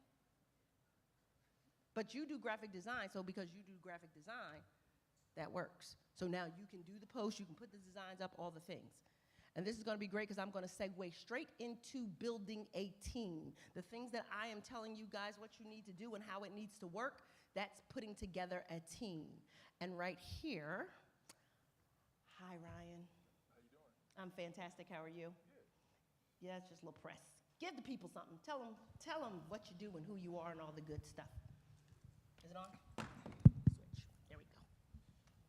Good afternoon, everybody. My name is Ryan McNeil, former NFL All-Pro, 12 years, two-time Pro Bowler, two-time All-Pro, two-time All-American, University of Miami, two-time national champion. What I currently do now, I'm a founder of a sports technology company called Sports ID. I'm also the chairman of a new nonprofit started here in Georgia about a year ago, Georgia Sports Innovation Coalition. And I'm happy to be here. And I tell people this is a joke, inside joke, people who know me, that even though I was born in Florida, I consider Atlanta my hometown. My mom and dad went to Morris Brown. And so I'm very familiar with HBCUs. Have a ton of HBCU alums in my family, even though I went to the University of Miami. So I'm a pleasure to be here and share some words of wisdom with you. And I'll let Bobby introduce himself, and then I'll answer your question, come back to answer your question. Go on. Here.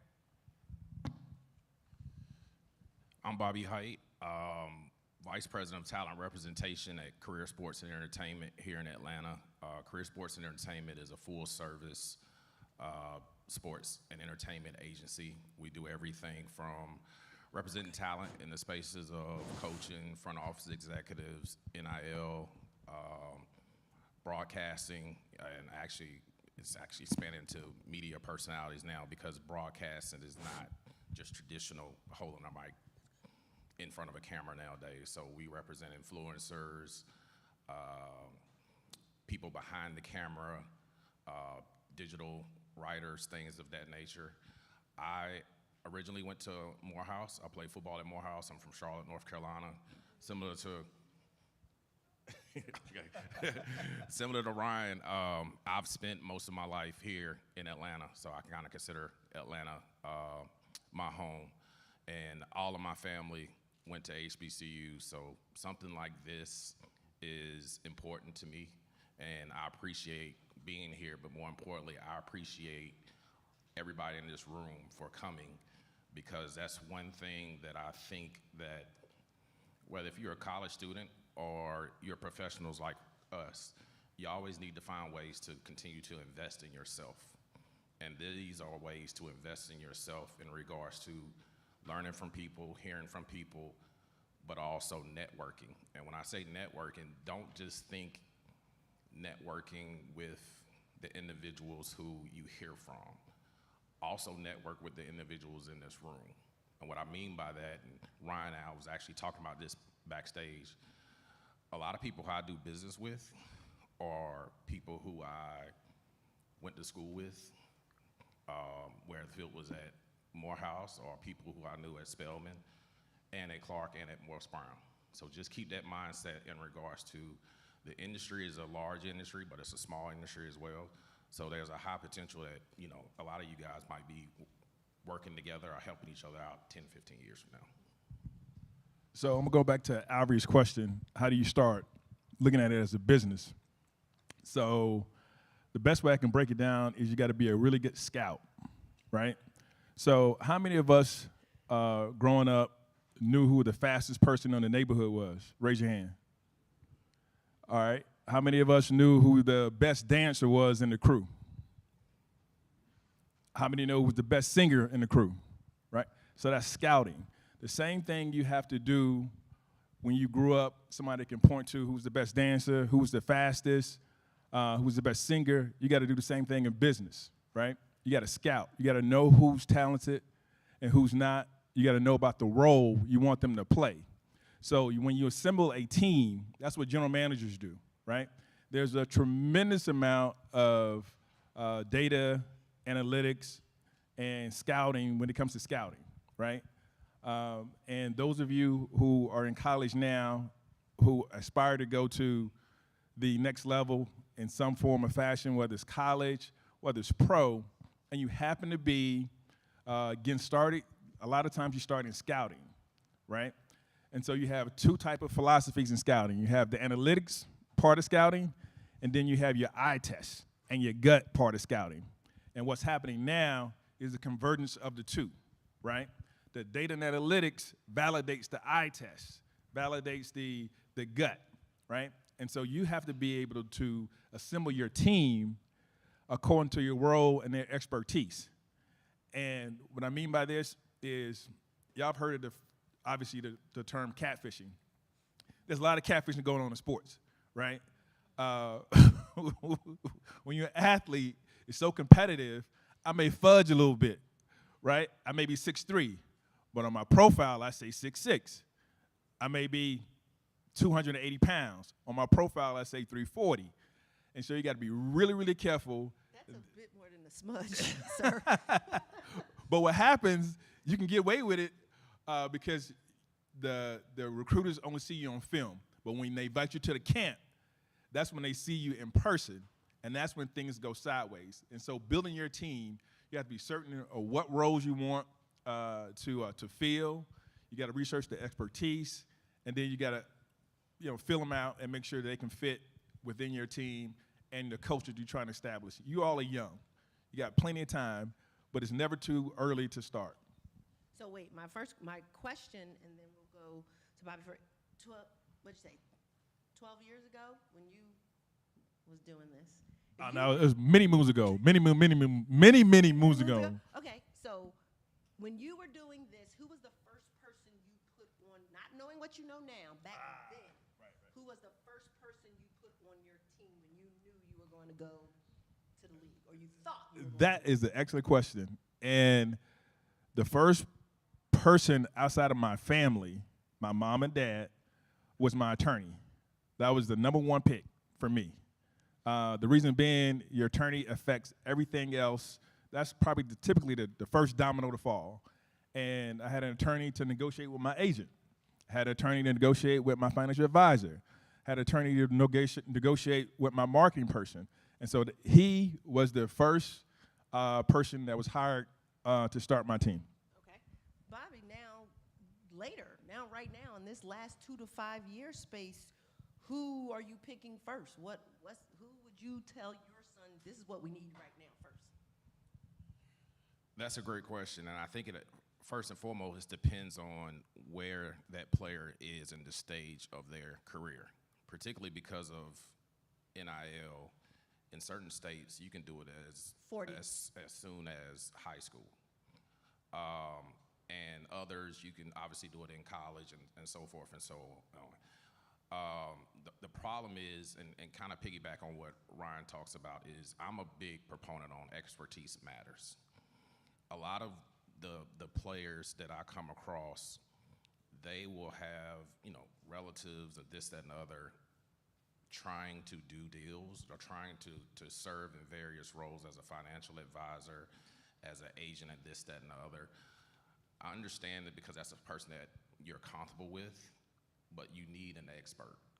If I'm a high school player, first and foremost, I want to know what the plan is for me as a brand, and that actually it's applicable whether if you're in high school or college. And what I mean is, what's applicable, what's the plan for a brand is. You don't necessarily want to be represented by everybody in regards to from a brand standpoint. For example, we are doing NIL with Caleb Foster, who is point guard at Duke. One of our goals is basically to maximize his value while limiting the number of brands that he partners with. In addition to that, we are trying to partner him with prioritizing NCAA corporate champions or corporate sponsors, because that's obviously going to raise his brand profile. Additionally, we are trying to align him with brands who are authentic to who he is, because that's going to come across more genuine. We don't necessarily want, and then also you got to keep in mind that very few players, and Ryan can talk about this, very few players are going to play professionally. However, when you're working on building a player's brand, whether it's high school or college, you also got to be mindful of how this is going to impact that person's draftability.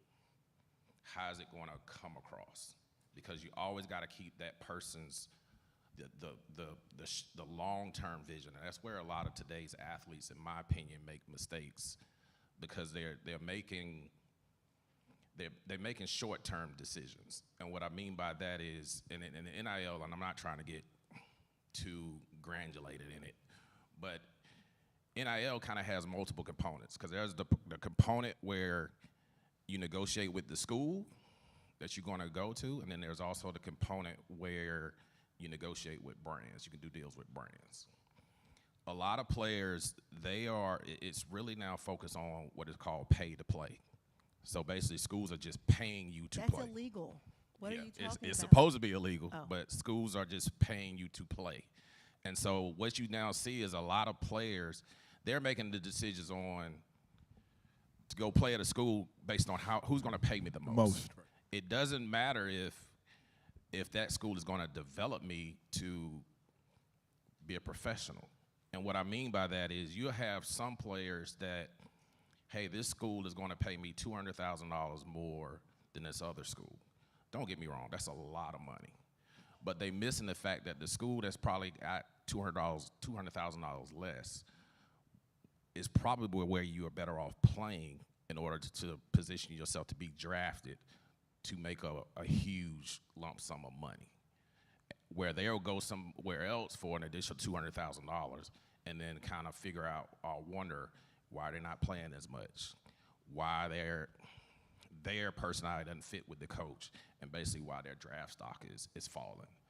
I think very similar to kind of how he described, I think any person from an NIL perspective, they need to have somebody who is an expert in brand marketing.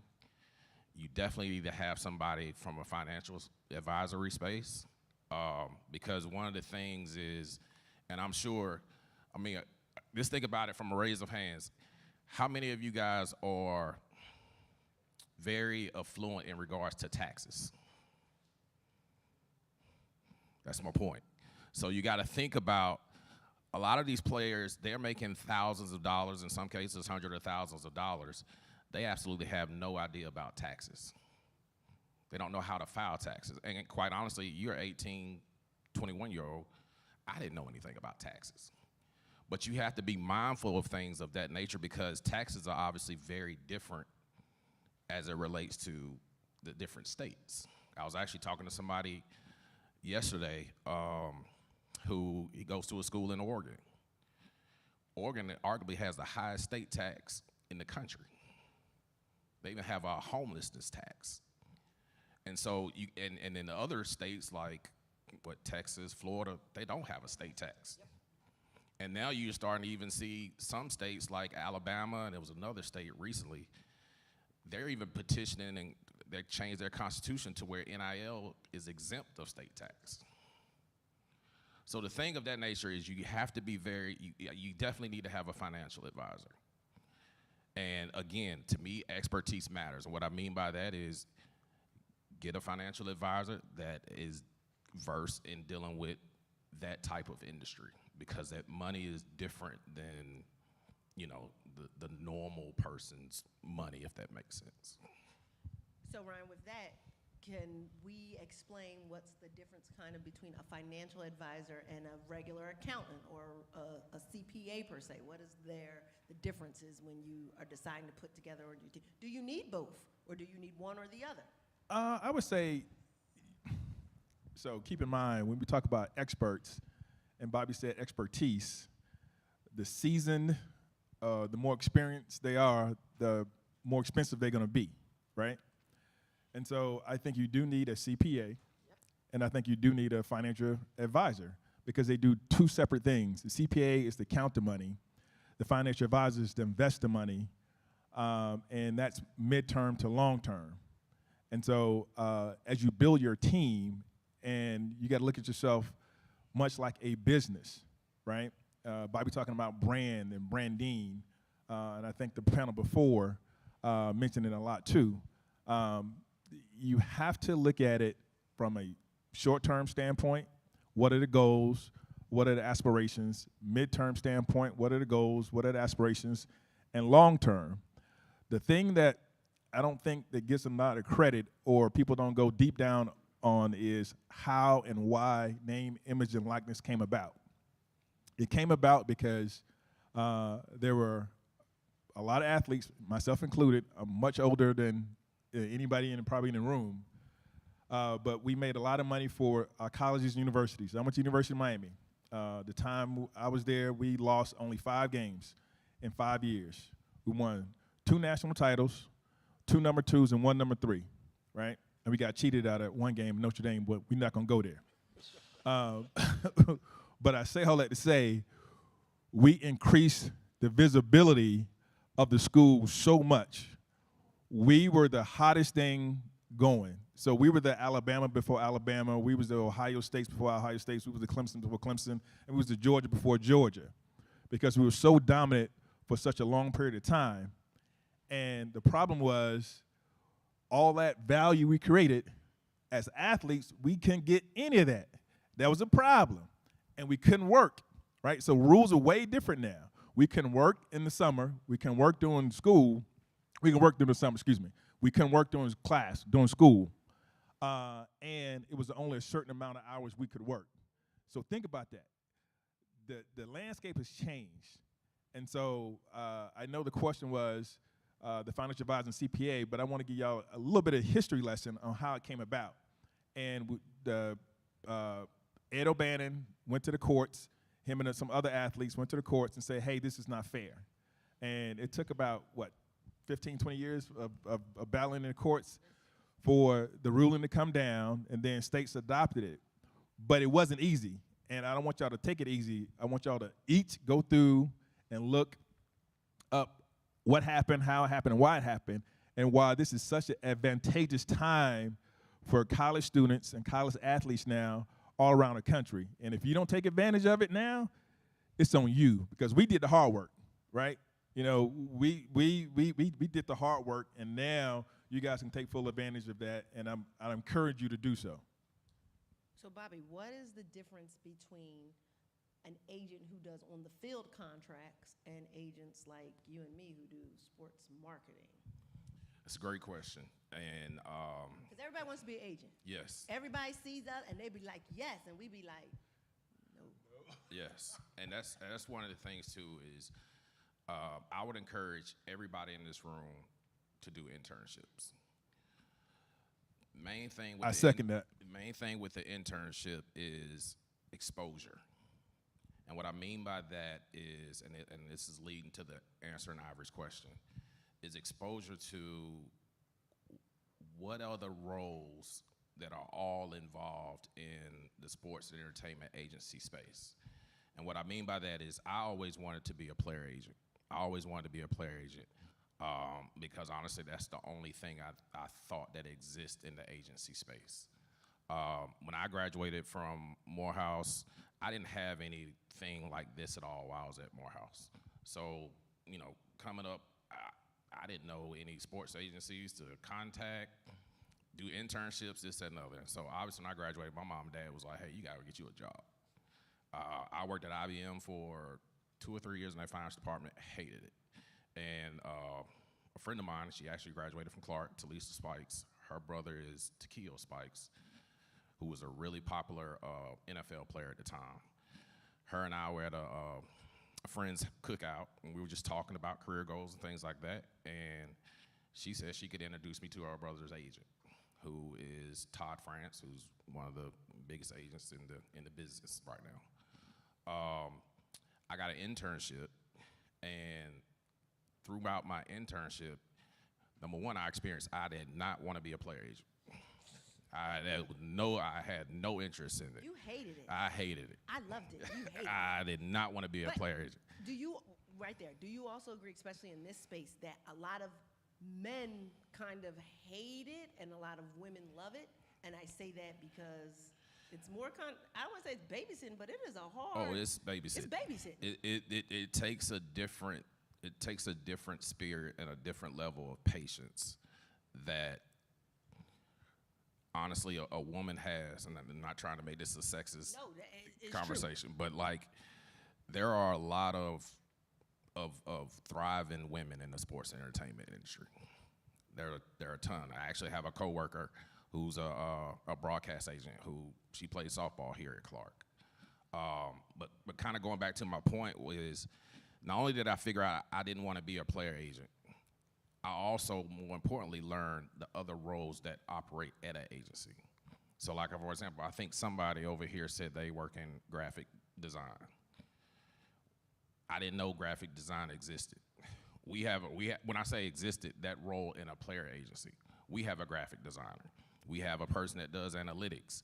Like, a lot of folks misconcept that, hey, you have to know, you know, who has the most passing yards for the Atlanta Falcons, you don't have to do all that type stuff.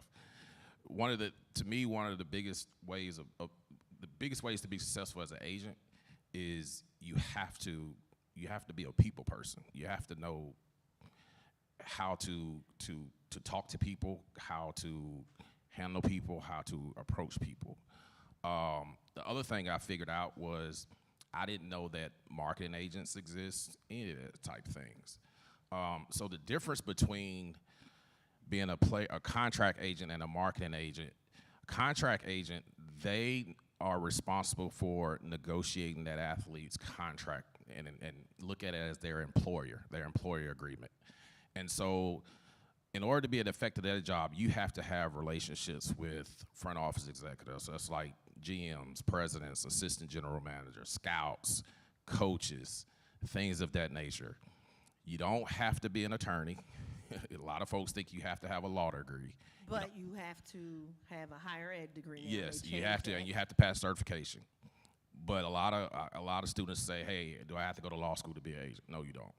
We actually have attorneys on staff. None of the agents at my agency have a law degree because we have attorneys in house. So they just work on the players' contracts, and which is their employer. That's who they work for. From a sports marketing standpoint, a talent marketing standpoint, your relationships got to be completely different. You have to have relationships with corporate brands, corporate brand agencies, and a lot of people don't know that corporate brands have agencies. And what I mean by that is a Coca-Cola, a Truist, McDonald's, Wendy's. They basically hire agencies to come up with their campaigns. So if you see commercials and stuff like that, agencies comes up with that. So you have to have relationships with them. You also have to have relationships with memorabilia companies, trading cards. You just have to be able to, anything that affiliates with brand building, even from a philanthropic standpoint. A lot of folks don't think that nonprofits have money. There's a lot of nonprofits that got a lot of money. A lot of money. So the negotiation pieces are very similar, but in regards to like your ecosystem and with who you are constantly in contact with, difference. And the other thing too is, and you can maybe even expound on this, a player agent, if they negotiate a player's contract, it might be, 4-year deal, 5-year deal, 6-year deal, something like that. Your hopes is to be able to, that player essentially outplays that contract before it expires, so you can go back and renegotiate. But a lot of times what you're trying to do is stay relevant to that athlete, because you got to keep in mind that athlete is cutting you a check for 3%, 2%, whatever you negotiate. Where a sports marketing or a talent marketing agent, that person is constantly trying to build that person's brand. So a lot of times they're in more communication than an actual player agent, if that makes sense. And I'll add to the sports marketing agent gets more percentage.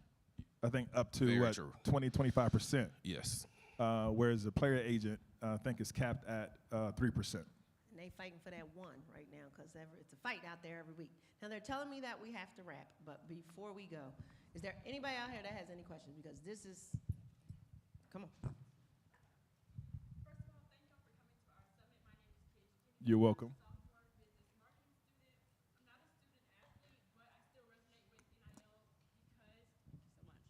Because NIL is my personal brand. I take pride in radiating joy in every room I walk into, confidence, positivity, warmth, and I use these characteristics in my own organization, which is called Big Kids AUC. Please follow us on Instagram, Big Kids AUC. Thank you, guys. We host recess-style pop-up events, double dutch, hula hoop contests, and more. These events are not just fun, they're an experience designed to promote physical and mental wellness. And my question for you is, right now I'm trying to build a team, and some of the people that I've interviewed to join my team, they have some qualifications but aren't as qualified as I'd want them to be. Do you believe that these people do you believe I should try to hire them on kind of and mold them into the person I'm trying to build them into, or just move on to the next one? So I'll take a first stab at that. And so when you say mold, when I hear the word mold, I'm thinking somebody's got experience for 10, 15, 20, 25 years. So you starting a company, you're a sophomore? I am, yes. Okay, and y'all doing it together.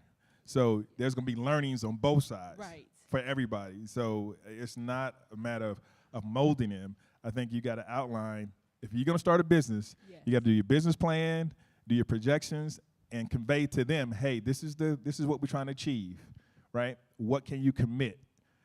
These are your strengths, and everybody got to do a SWOT analysis. Everybody know what that is? Okay, So you had to do your SWOT analysis on your incoming team or prospective team, and you got to judge your gut and say, hey, can they hit this mark? If they can, then I want you. If they can't, it's okay, so maybe wait till later. But the molding goes both ways. And I was going to add to that is, and he kind of hit it on the nail on the head, is you have to figure out your strengths and weaknesses, and the individuals who you're trying to hire, their strengths have to be able to align with your weaknesses. So you have to basically look at it from a perspective of what's going to help the company overall. And then as he stated, you also have to, and this is whether if it's a person who's just getting started or a person that's 10 years or 15 years, one of the things, if I'm looking to hire somebody, how coachable are they? With the mindset that I have to be coachable as well. So it kind of, like he said, it works both ways. A lot of times it doesn't work because the person who's in a superior role doesn't want to be coachable themselves. They just want to be more of a dictator. But it's a big thing to where personality plays a big role in it too, as it relates to a team environment. Thank y'all. Anybody else? Oh, they said I can't. Nobody else. So I'll be trying. Hey, you just kicked me up? Okay, come on.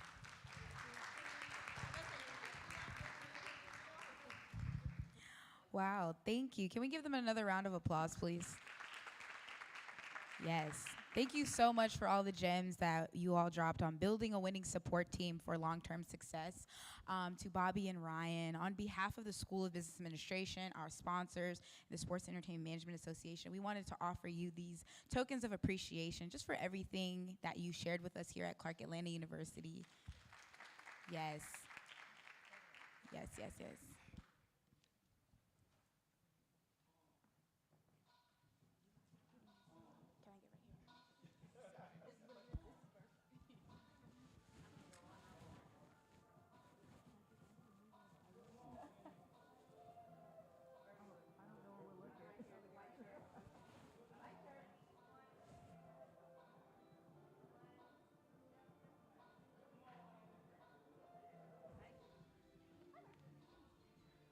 I don't have no mic. I don't have nothing. Here. I ain't got nothing.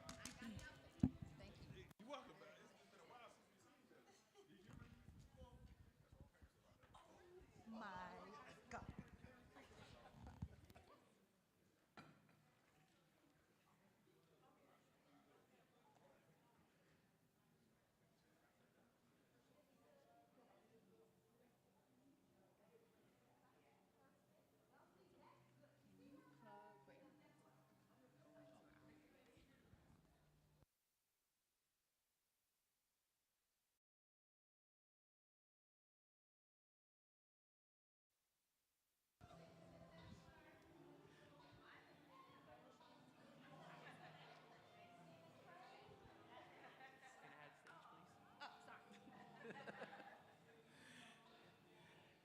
How's everyone doing? Are y'all enjoying the session so far?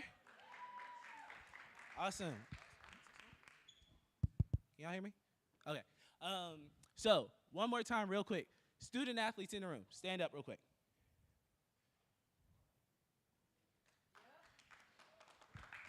Thank you, thank you, thank you, thank you. So y'all student athletes, y'all are gonna wanna pay attention to what I'm about to bring up next.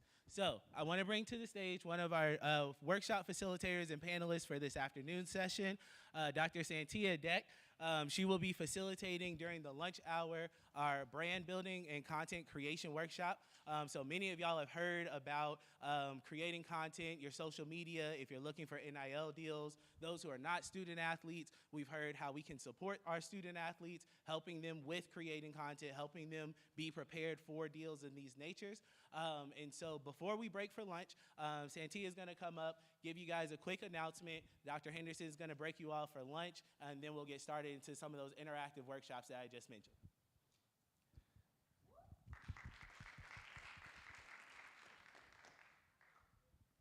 All right, are y'all alive? All right, hold on. Let me put this down real quick. All right, so really quick, my name is Santia Deck, aka Track Baby 001 on social media. Doctor. I got an honorary doctorate in sports management last year. But just to give you guys a quick rundown of who I am before I go into what I'm about to give you all. So I guess my claim to fame is I made history twice. I'm the first female athlete to launch a shoe company that is mine. These are my shoes. And then I made history a second time by being offered the largest contract in women's football back in 2020. So I play football. But more importantly, I'm an entrepreneur. I built a social media following of almost 3 million followers across all social media platforms. I've also been able to work with brands like Nike, Adidas, Under Armour. I was just with NASCAR last weekend. So I really, really understand brand building, how to get those NIL deals, and how to build longevity after sports. So what I'm gonna do for you all, especially my student athletes, I brought along some products from my friends, and everybody in this room is gonna get an NIL deal today. But more importantly, one of my friends, right here actually, let me show you, Bali Good, has agreed to give 3 paid NIL deals to athletes to create the best content for their brand. So after, I believe this, you guys break off, you guys can go pick up some of this product. You guys can then come back afterwards, and I'm gonna tell you how to apply it, how to build content that gives real ROI, and I'm gonna dive into what ROI means, but that's what's the most important thing to any brand. They might like you, they might respect you, but if you're not making them money, it doesn't matter. So I'm gonna teach you guys how to do that. Thank y'all. Just to clarify, what they're going to do, because even those that create the content, they're in the running for that. Yes. Okay, so I just want to make sure. I know she said student athletes, but what you're going to do in the workshop, if you are selected, there is a reward. I won't say what it is, but there is a reward for those that. So I just want to make sure that anybody can participate in that, and if you produce the best content, you win, right? So this is how we're going to do lunch. If you have the red ticket, you're going to go first, and the blue ticket or no ticket stay here, and then we're going to switch. So listen, before everybody gets up and move at once, it's really important. Lunch is only 25, 30 minutes. They're upstairs in the exhibition hall. You make sure you have your ticket. There's seating there, and you all have to come right back so that the other group can eat, because we want to do this in 2 groups. So you're not going to miss anything. The first group is going to go eat first while the second group does the workshop, and then we're going to switch. And then when everybody comes back, we'll announce the awards that are being given out for that. Everybody understand what we're doing? Say what? Panelists, your lunches are in the holding room. So red tickets and red tickets only. Let's move swiftly. Go ahead and go to lunch. I'm gonna come upstairs and let you know when it's time to swap out. And then blue tickets and no tickets. There's plenty of lunches available. So if you didn't pre-register and get a ticket, it's okay. We have enough lunches for everybody, but we'll give like 2 minutes for the red folks to go grab their lunch, and then we'll start with the workshop. So I don't know how you guys want to do it. They told me that they were gonna have them go out there and grab it, but y'all could. Oh, sure. She wants to grab a quick picture. Okay, give me 1 second. Is it all upstairs, or is it both upstairs and downstairs? It's in the.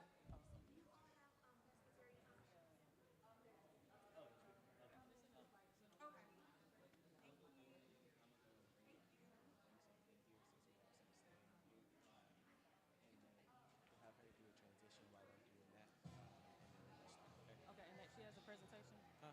I got it over there. We'll pay that. All right, so we about 5 minutes.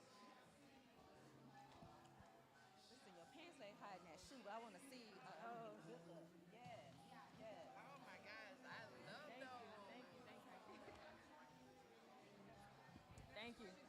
Thank you. Appreciate it.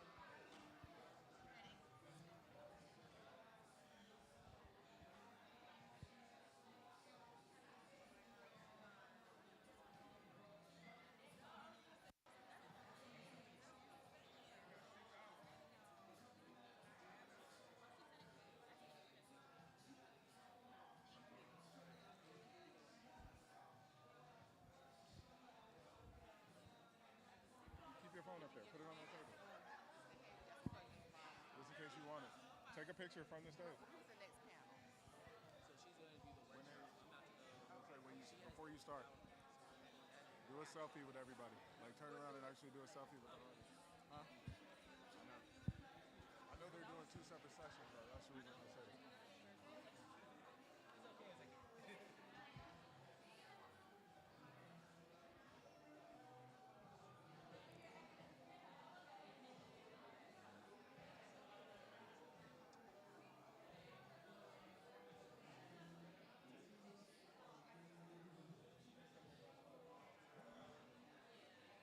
You said what?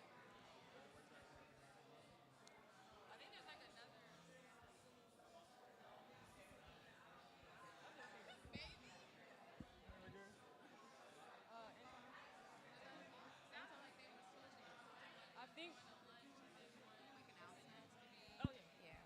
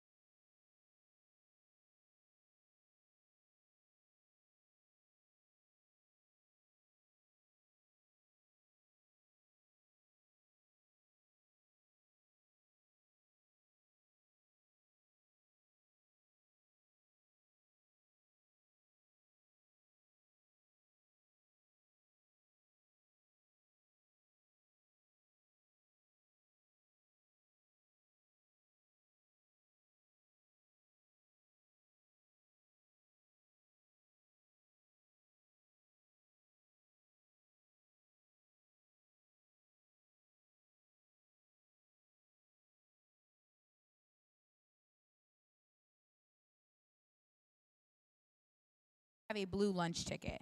So that's all for the announcement. Thank you so much.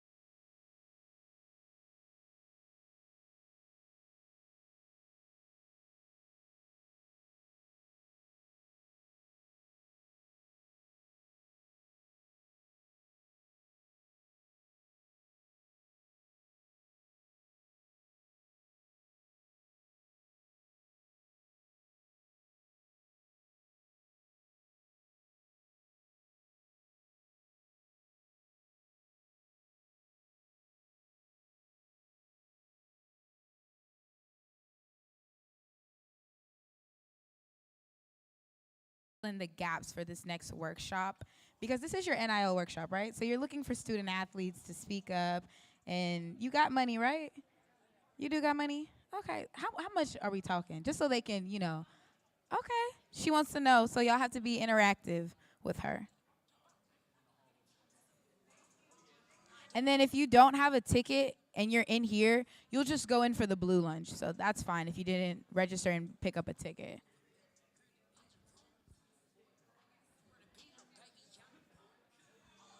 Dr. Johnson.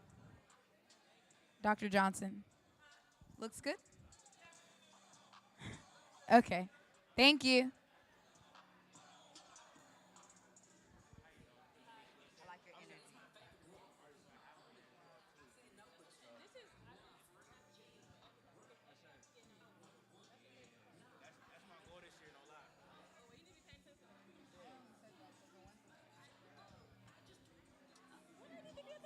That's what I was saying. Wow.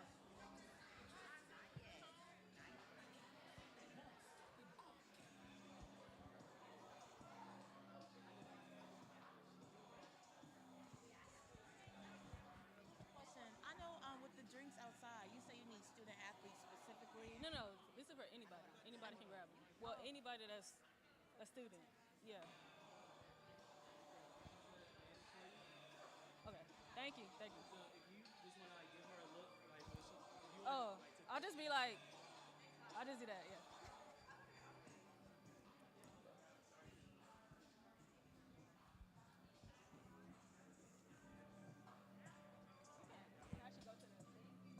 You ready?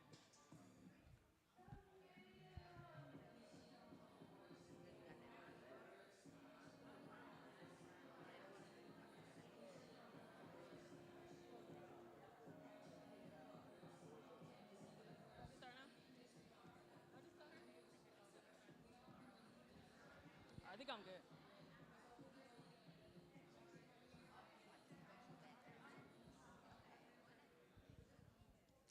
All right, can y'all hear me? All right, I don't talk very loud, so if you can't hear me, just be like, talk louder, please, okay? All right, so first off, welcome. Thank y'all for staying. I got some really exciting things for y'all.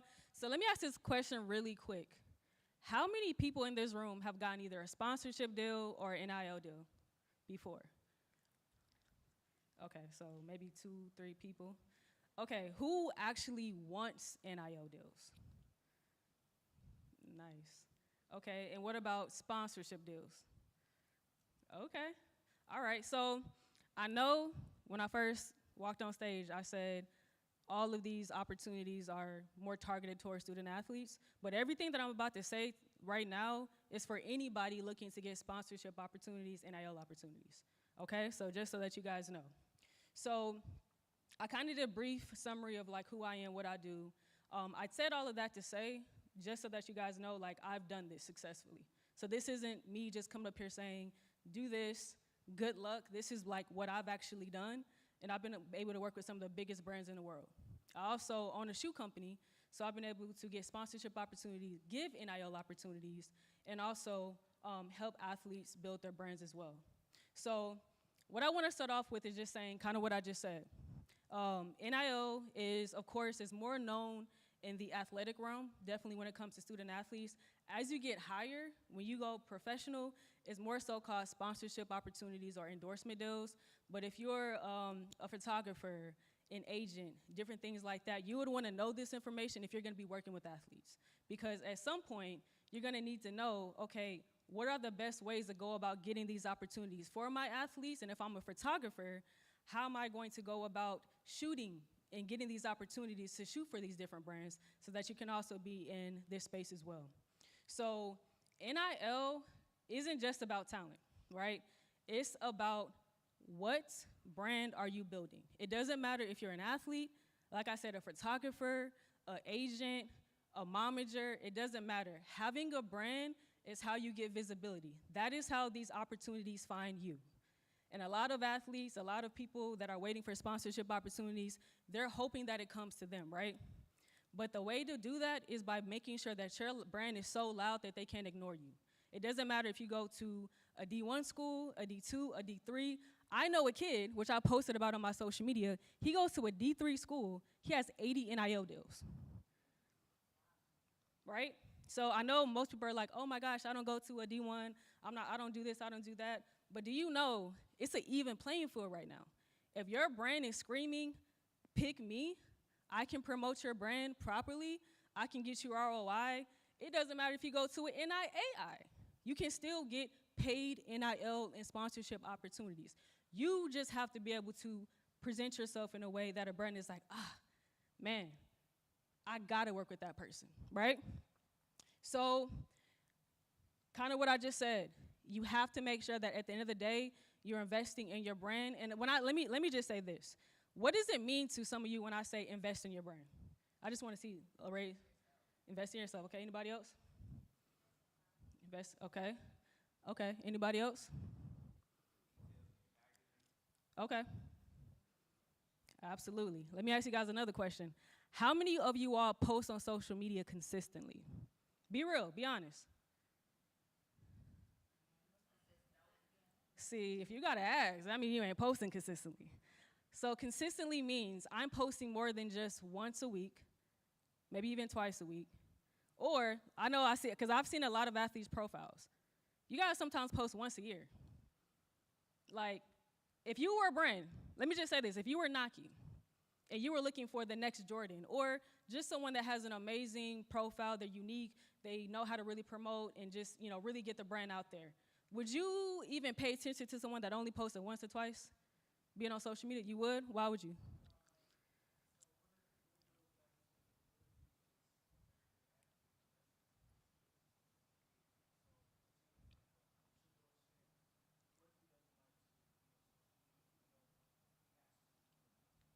So I love that. So I don't know if you guys heard him, but he said, what if you're a really good athlete, but you just don't want to put your business out there, right? Like Shakur Sanders, right? So let me tell you, let me play devil's advocate. So you know how much money he's making right now, right? You know his NIL valuation is crazy. Do you know if he posted way more, showed way more of behind the scenes, day in the life, get ready with me, he'll be making probably triple that? So you can be good.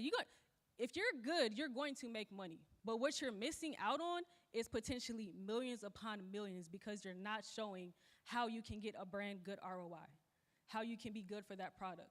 So talent is gonna take you, obviously, where it's gonna take you. But if you actually wanna get long-term money, like $1-million contracts, you have to post. Because as a brand, I have to see what it is you're gonna do for me. So you can go to the next one. So I know most people are like, okay, so I'm on social media sometimes, but I really don't know what to post. Like, you're telling me all this information, but what do I post? Where do I start? What I always tell people is you have to find your niche. And when I say niche, that means, okay, so I'm a football player, right? But am I someone that's like vegan? Am I someone that believes in charity work? Am I a dancer? Am I someone that believes in mental health? That is your niche, right? That is your niche. So when it comes down to finding that, you have to ask yourself, what is the most important thing to me? What do I want to be known for? When it's all said and done and I'm no longer bouncing a basketball, running on the track, making a touchdown, what is it that I want to do? Where is my impact going to be? That is your niche. That is what you start building from day one. You can start building that when you're in 7th grade. I mean, there's 6-year-olds making $1 million, getting $1 million NIL deals now, right? So I say this to say, TikTok dances is cool. You might get some one-offs here, might get $100 here, $200 here, $300. But when you have a niche, and you can say to a brand, Nike, I represent mental health for an athlete. I'm also doing this on the field, and I'm also doing this in the schoolroom, in the classroom. They're gonna be like, dang, let me think about this. He's doing this, this, and this, and this. Man, I was gonna offer him about maybe $5,000, but now we can put him in this really unique campaign because he's focused on mental health. So we might gotta bump it up to 10,000. So when you have that special thing about you, you get more opportunities with people that care about those things, right? So if you're an athlete, that's a hairstylist. Showcase that. You get what I'm saying? If you're a rapper and you run track, showcase that. But make it unique and make it authentically you. Don't try to copy anybody else because we see that every day. Somebody does a TikTok dance, then now it's all over the internet, but we don't even know who the creator is, right? Which is crazy because they should be getting the most, attention. But when you stand out among athletes, that is how you get these opportunities that other people aren't getting in your position. And it doesn't matter. Let me say this. I'm going to scream this. Hold on. Let me back up. How many of y'all have more than 10,000 followers? One person. Two. You're not an athlete. Any platform. Okay. Do you guys know that having 10,000 is great, right? But you can have 1,000, 2,000, 3,000 followers, and if your engagement is good, you can get a paid NIL deal right now. You wanna know why? Because if I'm a brand, right? And I say, okay, I need you to promote my Franklin football. You got 1,000 followers. You might not have 10,000 people looking at your content, but what you do have, potentially, if you're doing this right, you have good engagement, meaning people are commenting on your posts, they're sharing it, they're saving it, and as a brand, they're like, man, that's amazing. That means even though they don't have a lot of followers, they have people that are loyal to them, they have people that are gonna buy from them, so I can rock with them, and I can at least give them $5,000, $1,000 for their hard work. And if they do really good, I'll give them a long-term contract. So maybe it could be 6 months, $500 a month, because they're that good. So focus on the followers that you have right now, engage, get on live, do Q&A. If they say, oh, I love you, thank you for being amazing on the track, say thank you. Respond to DMs. If somebody want an autograph, sign an autograph, whatever it may be. But engage as much as possible because the game's different now. It used to be about how many followers. Nobody cares. How much money are you gonna make me? How many of your followers are actually gonna buy the product that you're promoting for me? And how good are you gonna promote it so that they do? That's what they care about right now. So your 1,000, 2,000, 500 followers, it doesn't matter. And if you want to be, if I'm going to be honest with you, the best place to start is affiliate deals. You guys, right now, you can have 20 followers. I'm just being real. You can have 20 followers. But if you know how to market to those 20 followers really good, I'm going to give you an affiliate deal, allow you to make commission right now. And however much you sell, I'm going to give you a percentage of that right now. You can get free products right now, which is what I'm about to give everybody in this room. You want to know why? Because with that free product, you're proving to brands that I know what I'm doing. So I'm going to take that free deal, I'm going to market it very well, and then I'm going to say, hey, look at what I've done for you. They're going to be like, cool. Now I can give you a paid NIL deal. So use those free product opportunities as leverage to say, this was free, but I got them 500 shares. I allowed them to sell 500 more products. They're going to give you a contract guarantee, no questions asked. 1,000, 2,000, 5,000 followers, it doesn't matter. Right? You guys following me? I know I'm saying a lot right now. Hope y'all writing this down. I charge for this. All right. So next slide. So this is how I personally structure my content. If you guys don't follow me on social media, you should definitely follow me because I give out a lot of free game. It's the tofu, mofu, and bofu model. So, I just want to hear from one person. What do you think this means, just by looking at it? One person, once you finish reading it. You ain't reading.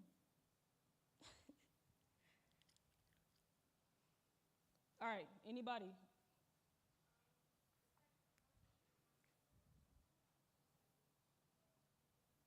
I'm sorry, I cannot hear you. I feel like I want to throw this mic at you so you can. Oh, there we go.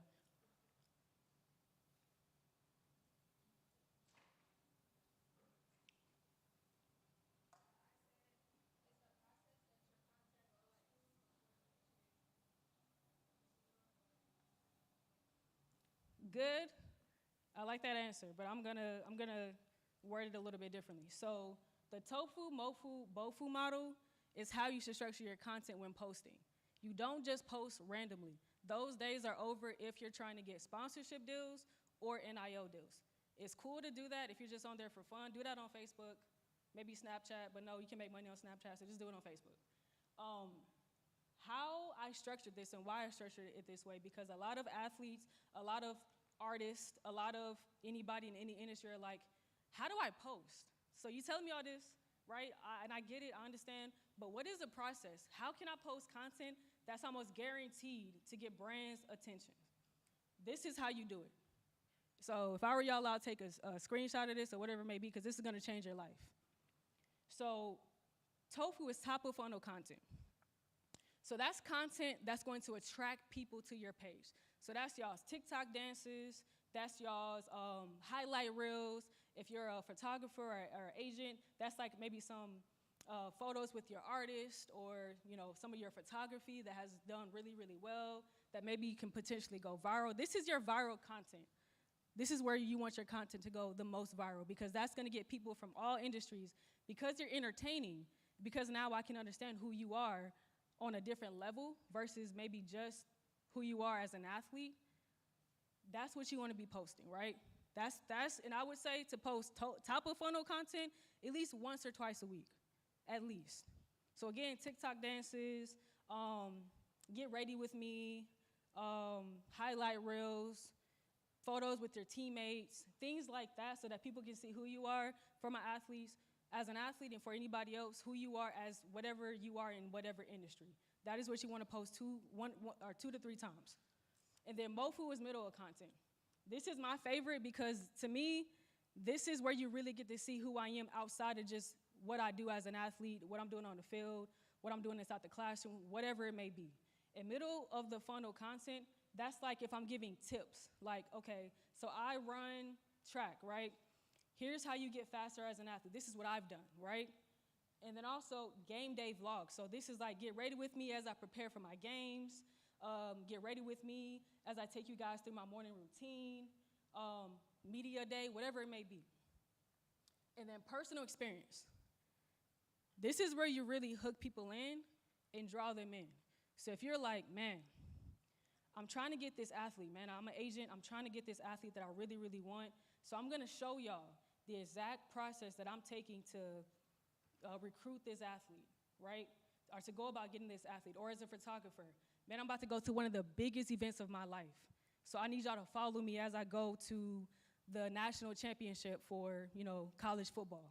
That's where you can really get people to see who you are, what you do on a different level. And they're like, man, you're actually like humanized, like you're a human. Like I feel like I'm there with you. I can touch and feel you now. That's the content that gets loyal fans, loyal followers that will do anything for you, because now they understand you on a different level. You're not just an athlete anymore, right? And then bottom of funnel, which is what everybody wants, that's where the money's at. So if you're an athlete and you're like, hey, I have an affiliate deal now, that's where you post your affiliate deal content. That is where, as a agent, you post looking for athletes or whatever it may be. Or as a photographer, hey, I'm looking for athletes to shoot, whatever it may be. That's what you post at the bottom, right? As at your BOFU time, or your BOFU content. And with middle of funnel, you wanna do that at least once a week. And then same thing with your bottom of funnel, at least once a week. So at the most, you guys should be really, really focused on, definitely if you're starting off, you don't have a ton of followers, your top of funnel. Middle of funnel is next important, then of course bottom of funnel, when you start getting those deals and you gotta promote for brands, that's what that bottom of funnel stuff is. Okay, so if you follow this actual structure, you don't have to think about what to post. Because now you understand, I need to stay inside these lines so that I'm actually promoting myself in a way to where it's like, okay, I'm ready, I wanna be visible, and I can actually give you guys good ROI because I actually know how to create content. I'm not just posting randomly. Because we can tell if you post it randomly. You might post 1 month, you go on for 3 months, or you might take a whole hiatus, and then it's like, I don't know, I'm not growing. The algorithm doesn't like you because I haven't seen you enough. I don't know who you are. But once you start training that algorithm, then that's when your stuff starts getting pushed up to the top, and now you're gonna start going viral. Now you're gonna start getting a lot of comments, a lot of shares, and it's gonna be random. And I'm telling you guys that because I've done it. I did it recently. And I've already grown 3,000 followers. So again, I'm not telling you guys this stuff just to tell you it is a formula. Nothing is random anymore. So keep that in mind. So now, and I know this is, we kind of structured this different, but this is where I was going to allow you all to go grab some content or some products from the back, right? And then allow you guys to kind of do and create a little bit of content on the spot. And again, these are live deals for everybody in this room. It doesn't matter if you're an athlete or not. These are live opportunities for you to create great content, post it, tag these brands. All the brands have said, if it's good enough, I would give them a deal. So I don't know how we can do this. I think we're gonna wait to the end now, right? We're gonna wait to the end. So you can go ahead. So we'll go more into this once you have the product in hand, but this is the part of the session where I want you guys to create content. So are you guys following me? I wanna make sure, I know I'm saying a lot, but I got a lot to give to y'all. Oh, Track Baby 001. Yeah, like run Track Baby 001. All right, so now I wanna talk really quickly about how to actually go into more details and like the techniques when it comes to creating the content. Because that's the next question. Okay, I hear you, Santia, but now can you tell me exactly how to do it? I don't want you to just tell me a little bit about it. Dive deep and let me tell you how to actually do it. So one thing that I see a lot is I don't see enough high quality content. What I mean by high quality content is, I know there's this trend now where some photos are blurry and it's like, it just looks nice or whatever it may be, and that's cool. But we need to have high quality content as much as possible, meaning good lighting. Make sure the lighting is good. Make sure when you're actually taking photos and videos, it's not blurry, because ladies, I know we have like oily skin, can get on your lens, and the content doesn't look good when it's like that. So make sure that you're wiping your camera, the lighting is good, and make sure you understand angles. So what I mean by that is if I'm talking to the camera and I got a product that I'm promoting in my hand, make sure that first of all, the logo is showing, it's not blurry and it's clear.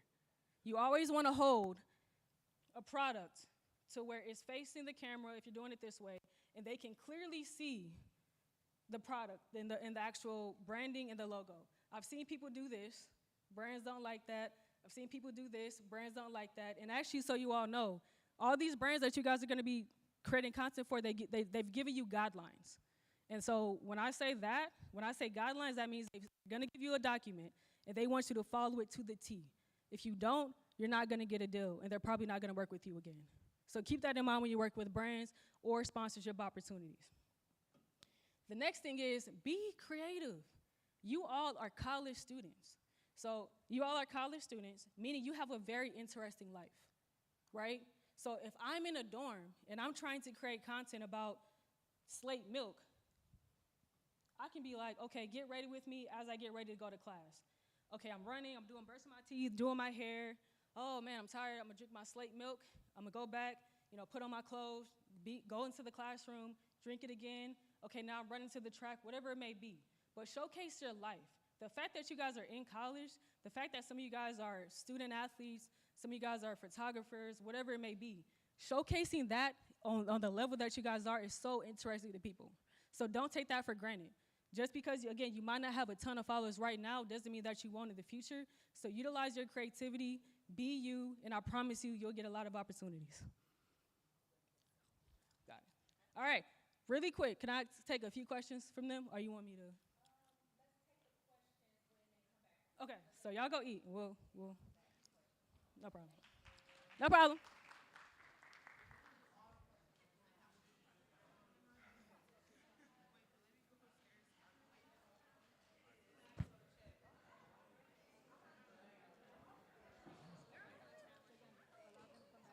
And then we'll do section 2. The group that we dismissed for lunch upstairs, once they finished eating, they started leaving like the building and wondering if they would come back. So that's why we needed to get them back here and send this one up for lunch. Makes sense.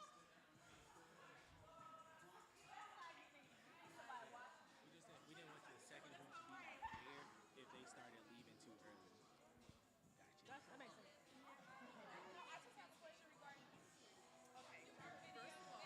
I have to thank you again. You are freaking amazing and beautiful. And I met your beautiful mom. Oh. Yes. So I want to see my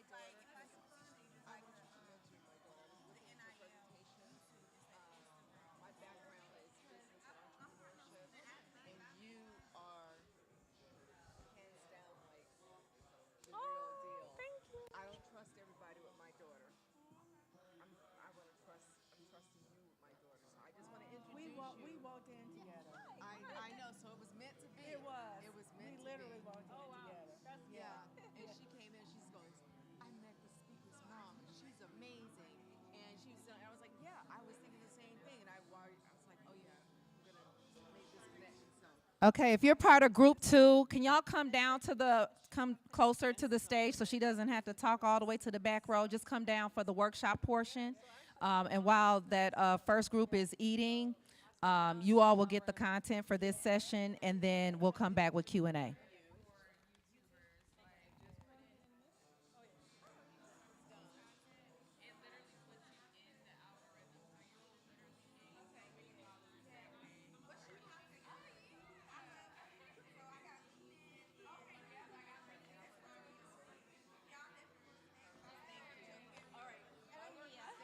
Nice to meet you. Nice to meet you. I would love to connect because my background's in marketing. So when I was walking with your mom, she was just telling me about your background, and I was like, Oh, wow. Let's definitely connect. Yes, I would love to. It's nice meeting you. Is it better on Instagram or? I don't got my phone. Actually, yeah. Okay. Just connect me on Instagram. Just say, hey, I was at the FARC Atlanta presentation, and then we'll connect. Perfect. Great. And I'll get your mom's info as well. So I'm sure somehow.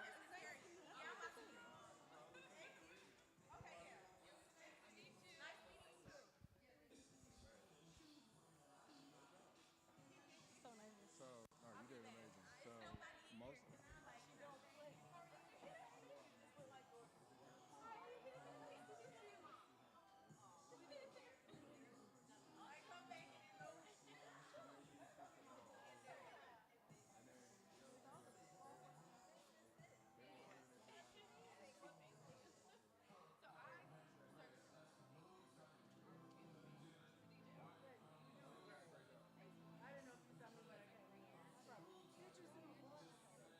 I was gonna say, hey, I'm Shay's little cousin who helped y'all with the graphics for Uncovered. Oh, good. I'm good. She said she was gonna come, but she just got off the plane. I literally saw her text right before I came up here. So tell her it's all good. I appreciate it. You're here, so that's all that matters. Thank you for coming. Yes, at 1:55. Oh, okay. So you're individual. This is when you say they split your individual. Yeah, so I'm about to do this again for the second group. Okay, so this was your first group. So what's it like? I didn't even tell them. So they changed time. That's good though. It is. Yeah, because I got to see everything. You got to see everything. Yeah.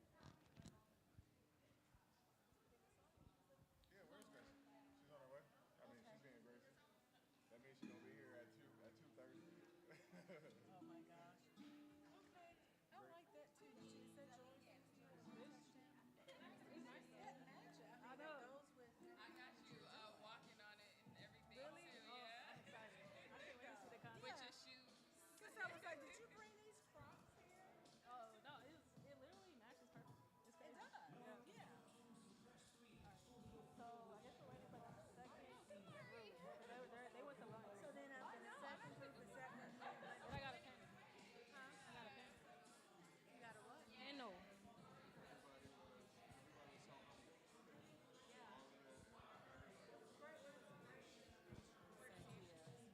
They need to know. Oh yes. I'm trying to get them involved. One of the other things that I think. So that's the thing. Like I was trying to think, cause I have a lot. I was like, I know I can't get through everything that I want to get through, so I was trying to think about what are the things that's most important to them, and just talk about that. But there's a lot more I want to dive into. So when we say presented by Santia Dance, we need to put Trap Baby. Everybody was typing in Trap Baby. Oh. They were looking for Trap Baby all over. And they kept finding. So that's one thing. And then the other thing I would say is like, talk about some of them were connecting that it was about monetization, but some of them weren't. They were trying to figure out, there's like, so is this just like, what am I doing with the brand? Like, the whole concept of NIL is still foreign to some people in the audience. I could hear them talking behind me. So just, I would say like, ask them.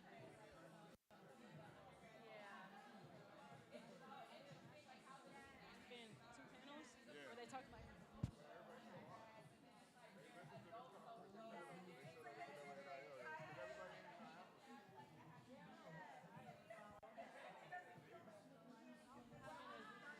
wanted to change it on the fly and try to include everybody, which You're doing a great job. I'm just giving you some things to add to it, but you're doing amazing. The content you're giving is valuable. I saw you taking notes the whole time. Yeah. But I also When heard people are something taking notes, that means it's important. Yeah. they were mad that they didn't get released to go eat food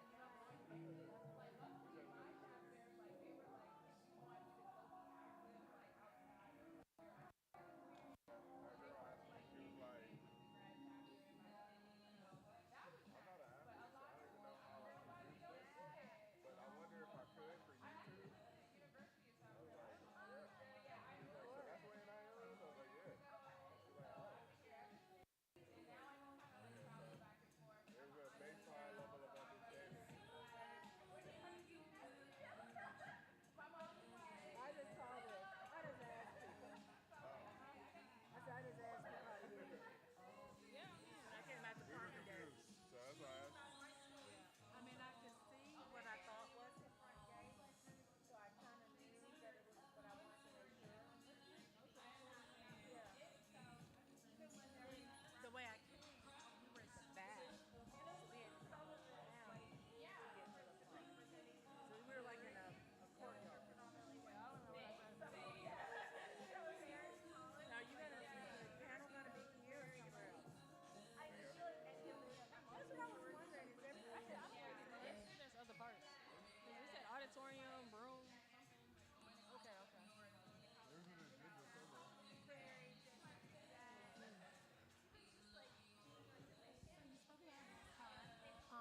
My uncle, he's currently serves as CEO of Missing Track, but we started the driver diversity program within NASCAR, and I wanted to like, what track did you go to? The one, what is it called? The Atlanta Speedway? Oh, you went to Atlanta Motor Speedway? Okay. But I've always been I got friends that I was watching. They came from we were for my career was doing diversity stuff. We were. So I wanted to talk to you about how we can incorporate you, especially because I'm graduating. My really like marketing stuff and like to kind of and I just now gonna have the potential. But I wanted to talk more about opportunities such as and I wanted to like bring that more down. My father's they're like 60. I can tell when I was there, I was like, interesting. But I did notice, like, at least just regular NASCAR, they're trying to get more, like, youthful people in there and more, I feel like, influencers and stuff like that. So, I mean, we can always schedule a meeting, and then I can just kind of find out, like, what are you guys looking to do? Like, what is your ultimate goal? And then from there, we can just kind of build. But, I mean, I loved it. You loved it? You had fun? It was so dope. I didn't realize the track was that big. I was like, in his loud. Did you have headphones? No. No, but somebody got me some little earplugs. But I did get to meet, I guess he's big here. He's like Hispanic. I forgot his name. Something Daniels. Yes. Suarez came through our program in Charlotte, North Carolina as well.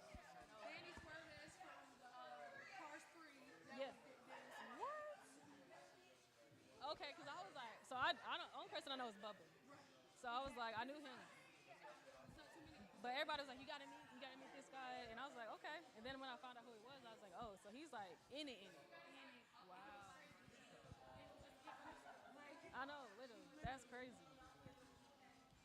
I wouldn't have found that. I did not anticipate nutrition for lunch. You're perfectly fine. Don't even worry about it. Like, to me, like, I feel like I gave them what they needed. I had obviously a lot more slides, but what I'm trying to do is I'm just trying to like, since I can't do the full hour, I was like, let me just give them the things that I think they would want the most. And I feel like I did that. Okay. So I feel like it went well. Great. So to give you an update, the pivot that we're going to do, so I come from a sponsorship world. Gotcha. So you bring in brand and product, I know how to make it work. Yeah. So the pivot we're going to do, the group that was in here that went up to lunch, we're taking the product upstairs. Okay. And so as they're leaving lunch, putting the product back in their hands. Perfect. So then that way, you've already gave them the game, Yeah. coached them up, told them what the opportunity is. We'll put it in their hands as they're leaving. Hopefully then that's as they're coming back down here for Yeah. the last session. Yeah. And hopefully that will work everything out. Perfect. I'm going to see.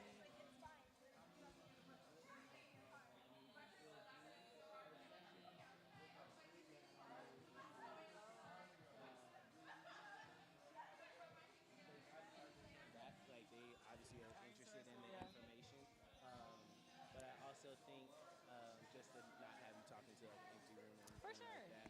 Look, I'm cool with just doing one session. Like, I know that we're obviously trying to stay on schedule, so like I'm totally fine with that.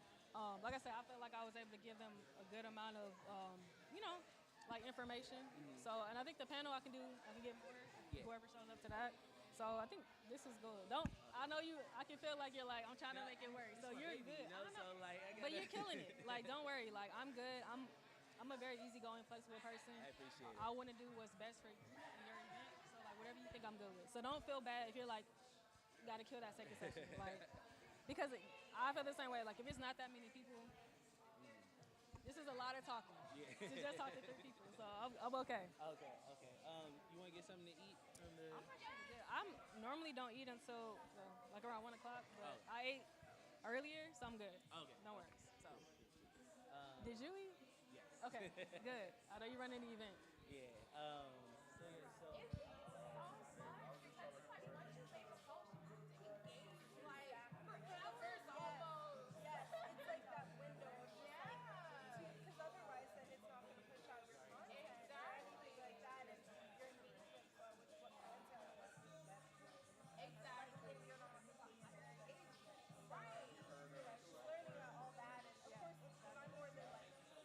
I'm loving it. This was fun. So.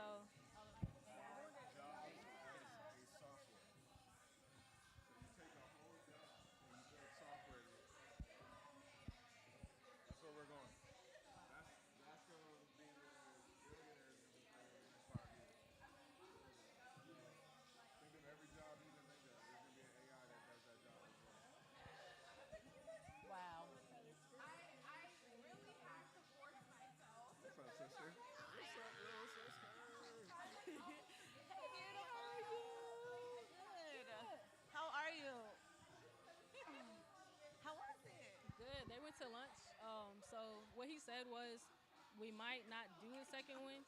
We might just do just go straight to the panel, depending on how many people come. But they're, huh?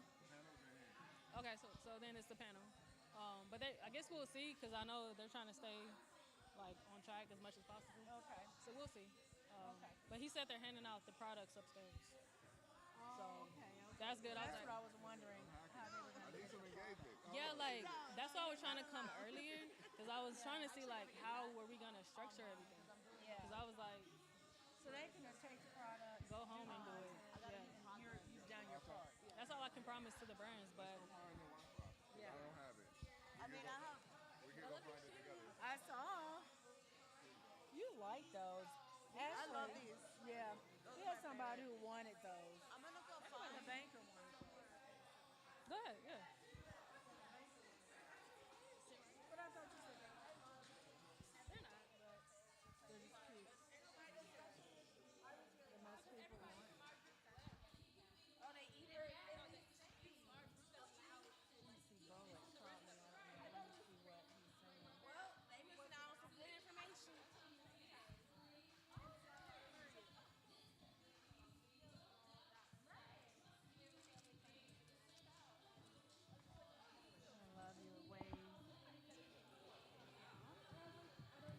I love your ways. You did great. Bola. Bola. Excuse me, Miss Hi, I missed your call. I was talking to your I was talking to your husband. So I'm a YouTuber. Okay. So I was thinking about taking this NIL thing to YouTube. But I don't know like how we should start it. Because I already have like my college platform, like a lot of students. Like I do Dana Live, get ready to go to class, all of that. But I took a break. But I'm going to be working at corporate. So I think I can do that as my side hustle. So like, huh? So my ultimate main goal is to start a podcast empowering women in tech. So I want to start doing partnerships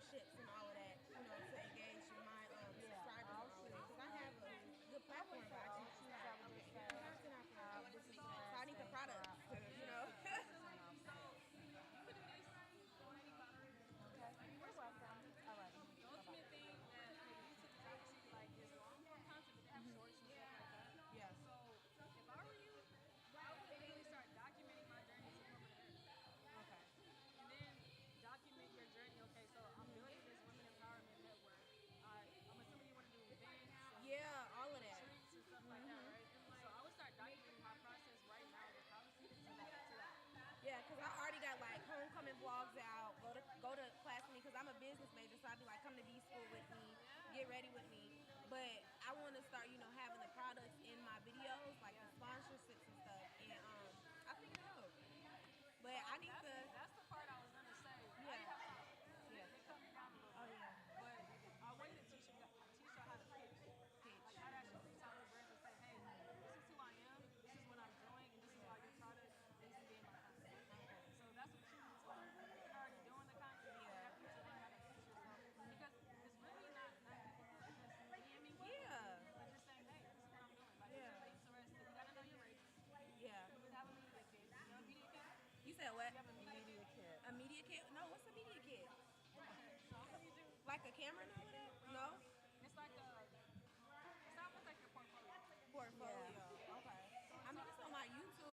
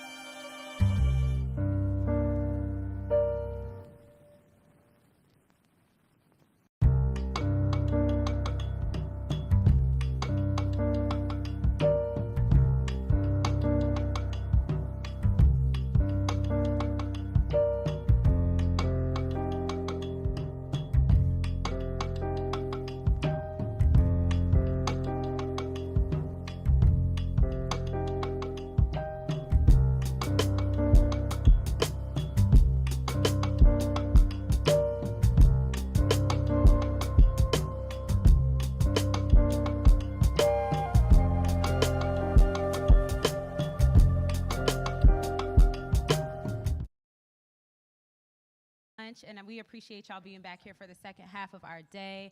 My name is Dr. Marissa Edwards-Burrell, and I am a health psychology and lifestyle therapist, and I will be your moderator for today. I also serve as the Director of Vision for Be Collective, and we're so excited to be here. We have some amazing panelists. This is the Leveraging Your Brand workshop, and we have some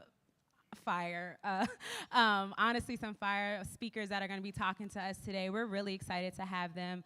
Like I mentioned, this brand workshop will be talking about how to leverage your brand, how to build a brand, and how to stay on brand as the world of NIL changes. So I'm going to give all of our speakers a chance to introduce themselves, and then we're going to get started with today's panel. My name is Hardy Pelt. I am the founding member and chief revenue officer for Urban Edge Network, and let me tell you right now, get your pen, get your pencil, get your notebook. I don't care if you got to break your phone out. I'm going to give you information that's going to get you money, legally, by the way. Legally. They do a lot of scamming in Atlanta, they tell me. Not the scamming. I'm going to give you all the nuggets you leave before you get out of here of how all of this works that they don't tell HBCUs, and particularly African Americans. So get ready. My name is Cynthia Deck. I kind of introduced myself earlier, but I'm Track Baby 001 on social media. I made history twice by being offered the largest contract in women's football, and a second time by being the first female athlete to own a shoe company. And I also built a multi-billion-dollar brand as an athlete on social media. Good afternoon. Good afternoon. All right, my name is Dr. Isaiah Reese, originally from South Carolina State, HBCU grad. Now living in Minnesota where it's still snowing now, so pray for me. But I'm happy to be here. I'm the CEO and co-founder of Blaze Fire Game Esports, so content creators. So we're going to have a great conversation about what I heard earlier about what we call that two SMEs right here beside me, what we call that digital brand and what you call the traditional, what we call non-traditional brand. Because your metaverse brand is just as important as not saying if you're a student athlete, which I did. I played football at South Carolina State. But guess what? Last time I checked, T-Pain was making $60,000 a month playing video games and letting people advertise on the inside. So we're going to talk digital and non-digital brand as we talk through this. Content creators. Got it? Nice to see everyone. Perfect. Thank you so much. So we're going to go ahead and get started. We'll also leave some time at the end of today's panel for any questions that you might have. And of course, we're going to have all of our speakers stay after if anyone wants to connect. So I'm going to just pose the first question to all of our panelists, and however you all want to start, we can.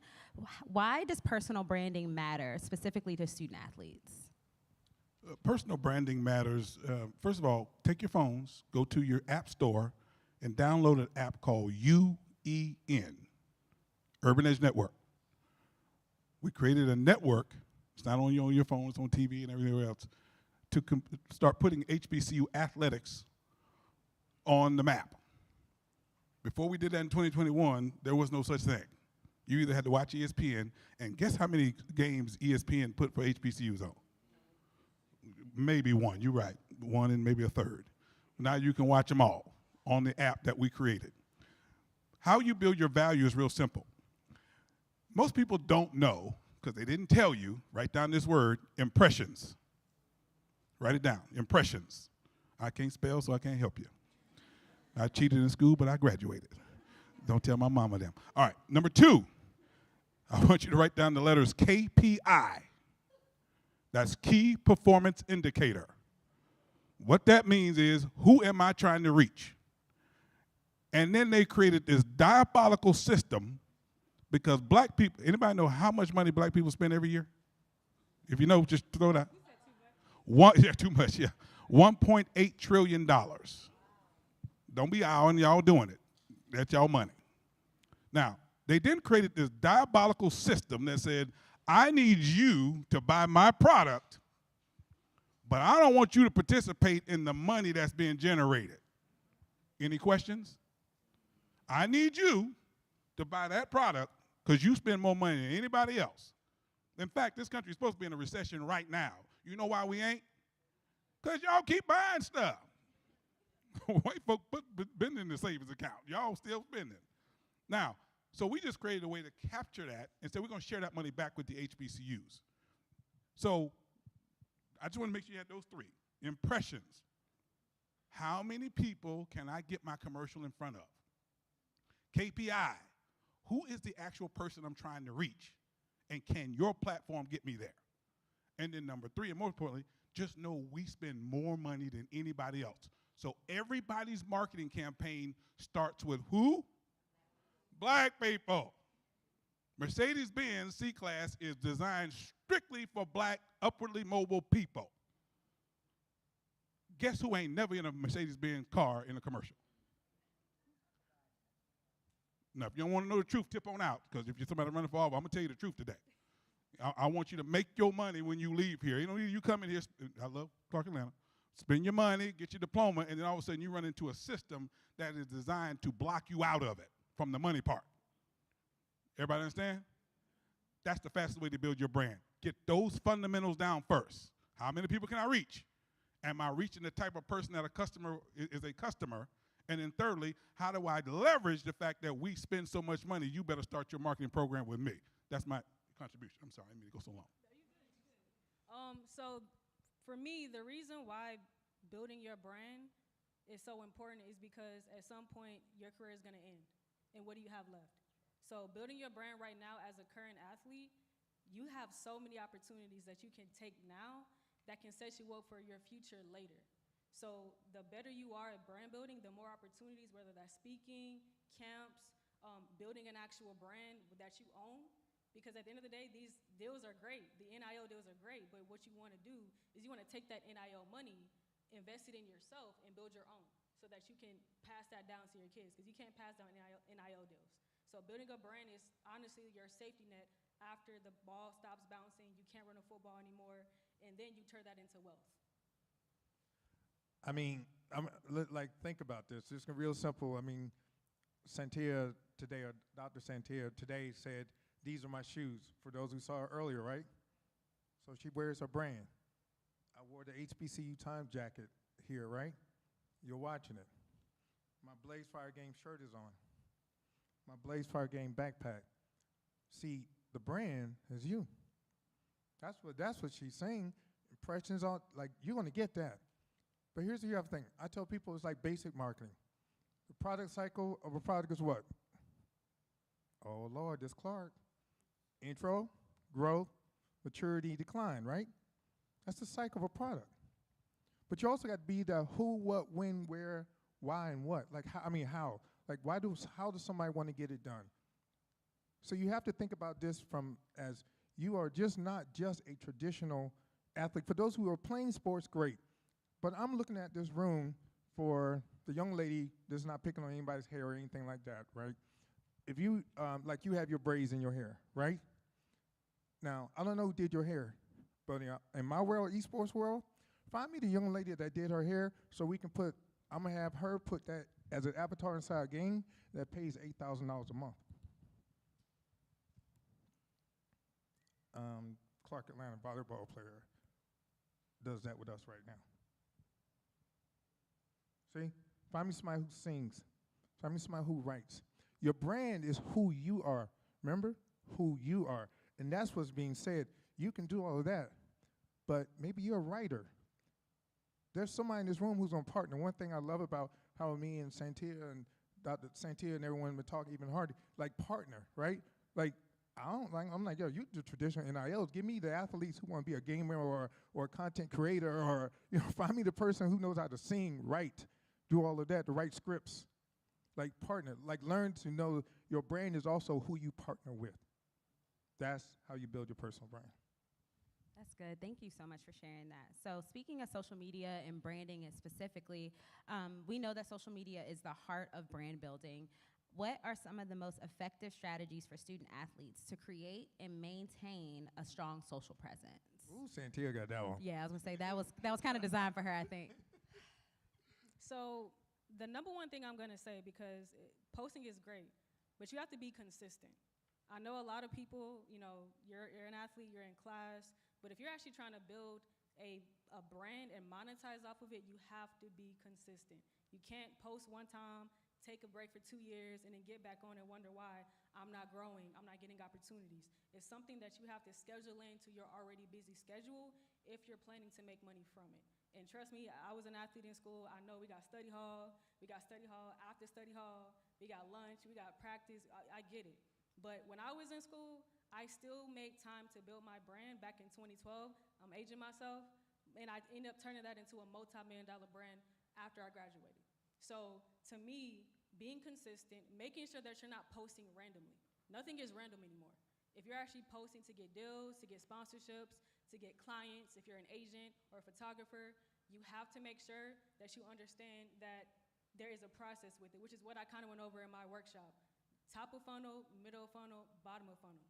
Post about your life, post about what it is you're doing behind the scenes, and post about the products, and you're the product. So if you're a photographer, post about your photo shoots. If you're an athlete, post about your games, post about what you've learned as an athlete.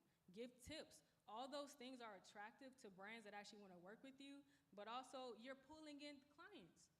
And those clients can stay with you throughout your whole entire college career and after. So just make sure that you're posting consistently, you're not posting randomly, and also that you understand that there's a process. And if you guys are already in here, then you understand what I'm talking about as far as the content structure, but don't just get on there just to post. And handle yourself professionally. Don't get on there acting crazy, posting crazy things, because I'm telling you, there's so many athletes that could be making multi-million dollars right now, but they're doing stupid stuff. So make sure you're handling yourself well on social media, because I'm gonna be honest, Nike's not gonna look at someone that's throwing up gang signs. You know, get what I'm saying? Under Armour is not gonna recruit you to be in their commercial if you're doing something crazy. So at the end of the day, handle yourself correctly, make sure you're posting consistently, and I promise you, if you do those things, you're gonna grow. And also remember, it's not about the size anymore of your following, it's the engagement. So make sure you're interacting with the people that's actually interacting with you, because a brand is like, ooh, okay, so if I give them this water bottle, I know that they're going to give me some good ROI because they got people that actually is responding, interacting, and they're probably gonna actually sell my product. But if you get on there, you got 50 comments, and you're not saying anything back, how are you gonna promote my product? How are you a good brand ambassador for me? So think about those things. Yeah. And intentional. I mean, that's really what Dr. Santia is saying. You got to be intentional. Being intentional is being consistent, right? So I'm going to go back to what I said earlier about when you look at from social media, you got to think about the vast of what the world's social media look like. You got to remember, 15 years ago, there was no such thing as Facebook. Yeah, like this thing is old, TikTok is old and all that. I mean, we're talking less than a decade. So if you really think about it, you're really at the cusp. This is where the money, you're really still like what I call that intro kind of growth, right? But here's the thing to think about. For those of you who are not student athletes, you are a student first, meaning I look at the young lady that interned with us, one of the interns up from FAMU last year, and I like calling out my schools because I say all of our schools are all of our schools. That's how I feel about it. So marketing major, she's helped her create an LLC face-to-face, face with the number 2 face. Well, she's not a gamer. But she know a lot of athletes, traditional athlete, gamer content, girls who were doing hair in the dorms. She knew it all. Started her little marketing agency, and she became the one posting for them. And there was her client base. Dr. Ivory talked about that earlier today. That client base was built right there because she was like, hey, I'll post for you. I'll build your profile. Then she went to Wix and learned how to do the web page. She did all of that, and then it became a weekly fee. Because she was never going to be the gamer. But she said, hey, Dr. Reese, but I do know I know who's the top basketball player, but I know this girl who does hair in the dorm, and the other girls sing. And next thing you know, I said, bring them all to us, we'll sign them and bring them on. The point is, the social media world is vast, is what you're going to hear from us, is that there's so many things to do that. Do you know on the in-app, like if you place an app inside, like say, let's say you put Tronus, her brand, inside of an app. Wouldn't do that without her intellectual property release, but my point is, let's say you did that. That's a $100 purchase. Fortnite, EA pays $100 every time you would post her name of her company from your phone inside Fortnite game for them. A minimum of 5 times a week you can post. See, in-app store purchase, that's social media. There are so many different ways around that. we'll talk a little bit, I guess, later about, you know, like Ariana Grande and all that money she made off of money and all that other good stuff. Like, That's really good. And so I know you all have talked about what brands are looking for, things that you can utilize to build your brand. But with regard to brands, what do you think they're looking for? Whether you're a student athlete or someone just working to build your brand, what are brands looking for? All right, I'm going to give you some more terms. We got your pencils still ready? Write down CPM. Cost per thousands. I also want you to write down the word tag, T-A-G, tag. And a tag is an electronic signal that's in the commercial that tells this brand that the commercial ran and how many people saw it. Now, I'm going to ask you a question. How many black-owned media companies do you think can read a tag? Just throw a number out you think. Somebody said 3? There's actually only 2. Now, unfortunately, you're looking at one of them because you don't want me that kind of money. Now, the reason why that's important, because if you can't give them the CPM, you now don't have a measurement. So respectfully, I love everybody. You can post all the stuff you want to. They can't measure it. That's why they say, oh, give me 10 posts, I'll give you Subway. But if you can say, I can give you 40,000 views at $30 per view, that's why it's hard for people to make money doing this. It's because they don't understand what I'm telling you. How many of y'all even athletes in here, if you're an athlete? Beautiful. Now, for the rest of us who couldn't shoot outside of 15 feet, we got to find some other way to make the money. You know what I'm saying? So there is a perceived value of an athlete. And the reason why I say perceived is because you could be the star quarterback at Clark Atlanta. You could be just as good, if not better, than the star quarterback at Georgia. Who you think they're going to get the most money to? Because there's a perceived value with Georgia. But when you are dealing in measurements, it's all equal now. So you could be surprised when my little network that I just had y'all talk about the app, when they found out we had 19 million people watching it every month. That's more than NFL Network, just so you know. And they were like, how did you do that? I said, well, because the only schools we signed up were the schools that couldn't find their product. Philander Smith, Dillard, Rust, Tougaloo. So we made all them. They said, well, the only way you can watch the game, you got to download the app. People said, why don't you do any fast channels to get on Roku or get on Tubi?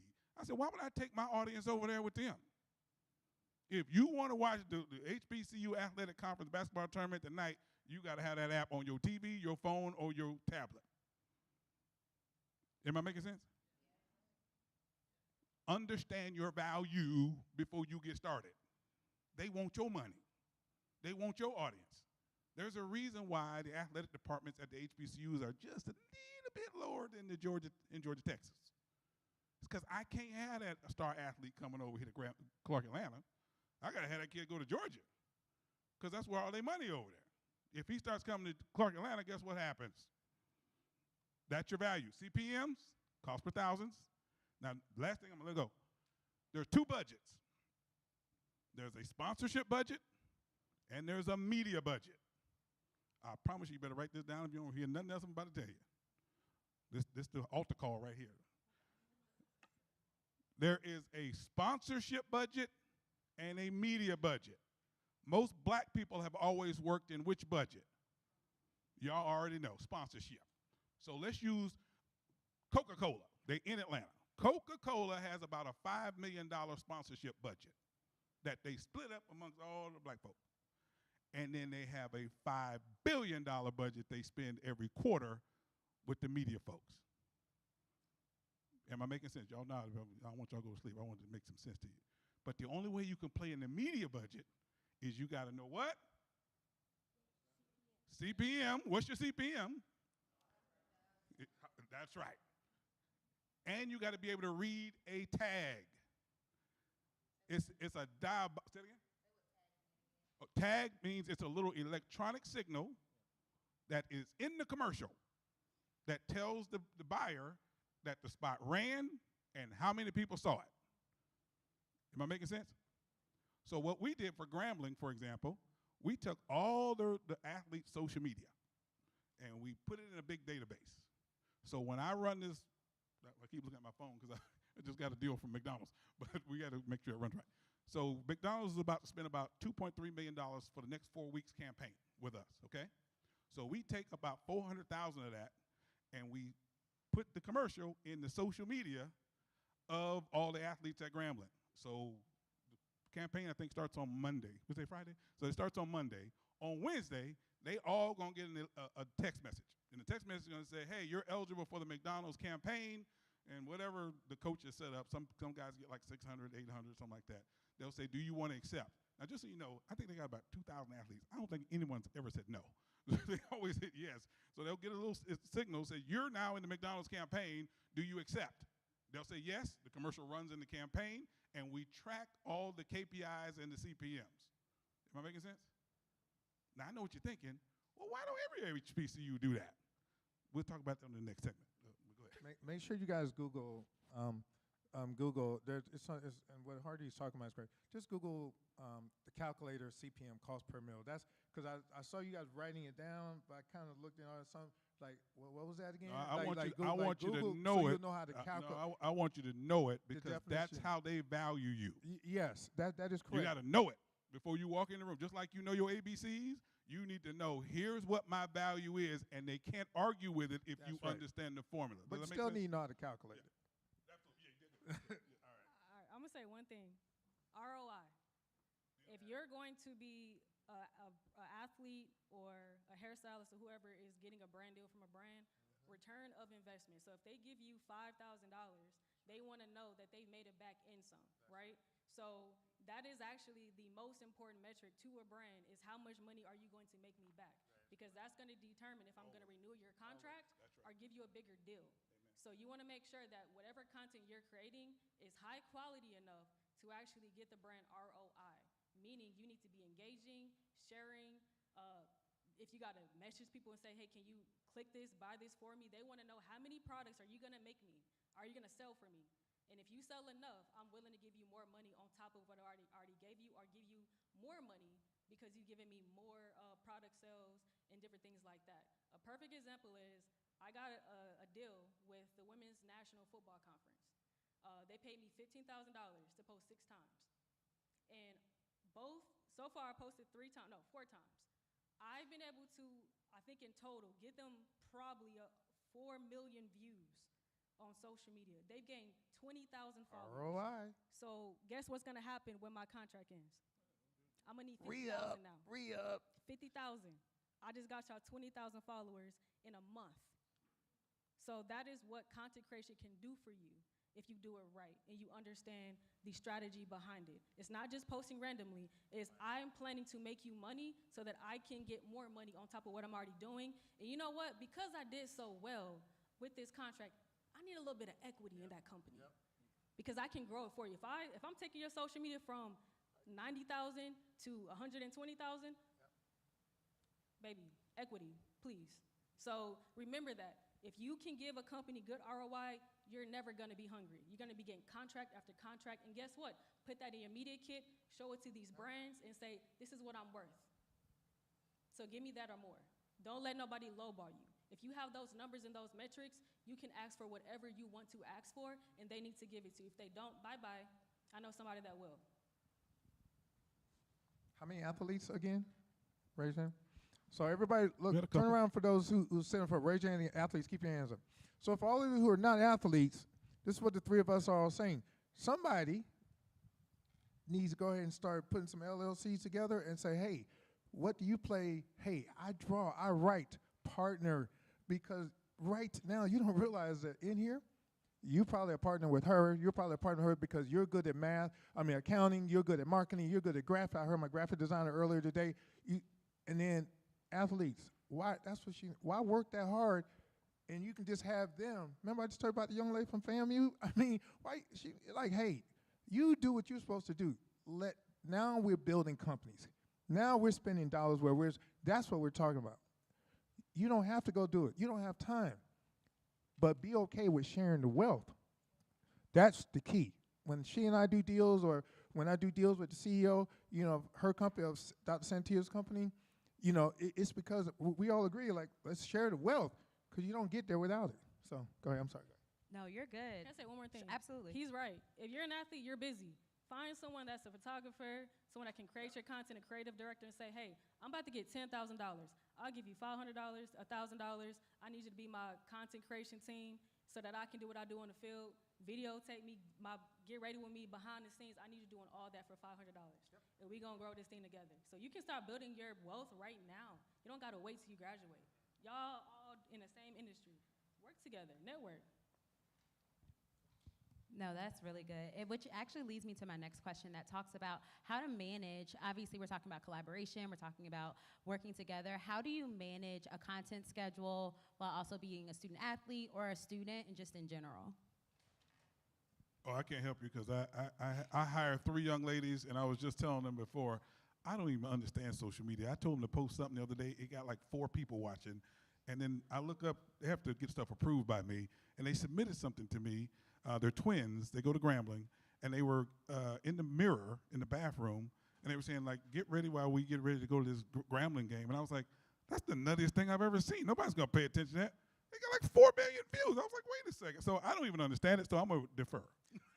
I'm gonna let her close that because I know she's gonna slam it. So here's the thing. So I'm lucky, owning a global company like I do, and along with my 14-year-old son who reminds me that he actually owns it and I actually work for him. Here's the thing I think we look at. So about every summer I do like 50 HPC interns every summer from all over. They don't come to Minneapolis because they're like, no, but we do have a baseball classic game coming up between Oklahoma State baseball coming up pretty soon. But about 50. So from all different schools. What I do, I give you guys access to all of our public relations and digital marketing courses. So I'm one of 10 people in the U.S. that look like me that's certified in digital marketing. And I don't have the 2 or 3 million followers, but my clients do. Never outshine your clients. See, you go on my IG, you can be like, 800 to 900. But go on Attorney Ben Crump's page, IG. See, my point is, what I figured out was, hey, I want to just bring everybody in, but I'm going to give you all the courses so you know how to do it. So you're going to get certified in digital marketing, SEO, PPC, see, all stuff you guys like, what the, Then I'm like, hey, you got to do, Dr. Santia Tronis is going to give you a project this summer for 2 weeks, a research project. And she wants to know how her project's doing in Indiana. Now, first of all, you go, well, I don't live in Indiana. I'm staying in Atlanta working virtually. Then we're going to like, oh, so you don't know how to do Google Analytics. See what we get to teach? And you never left. So I always tell everyone that my internships are what they call the summer of hell, but they're the best hell you're going to go through. Because when you come out, you'll go and you'll sit in any place and say, I know what PPC is. Everybody know what PPC is? Ooh, hard.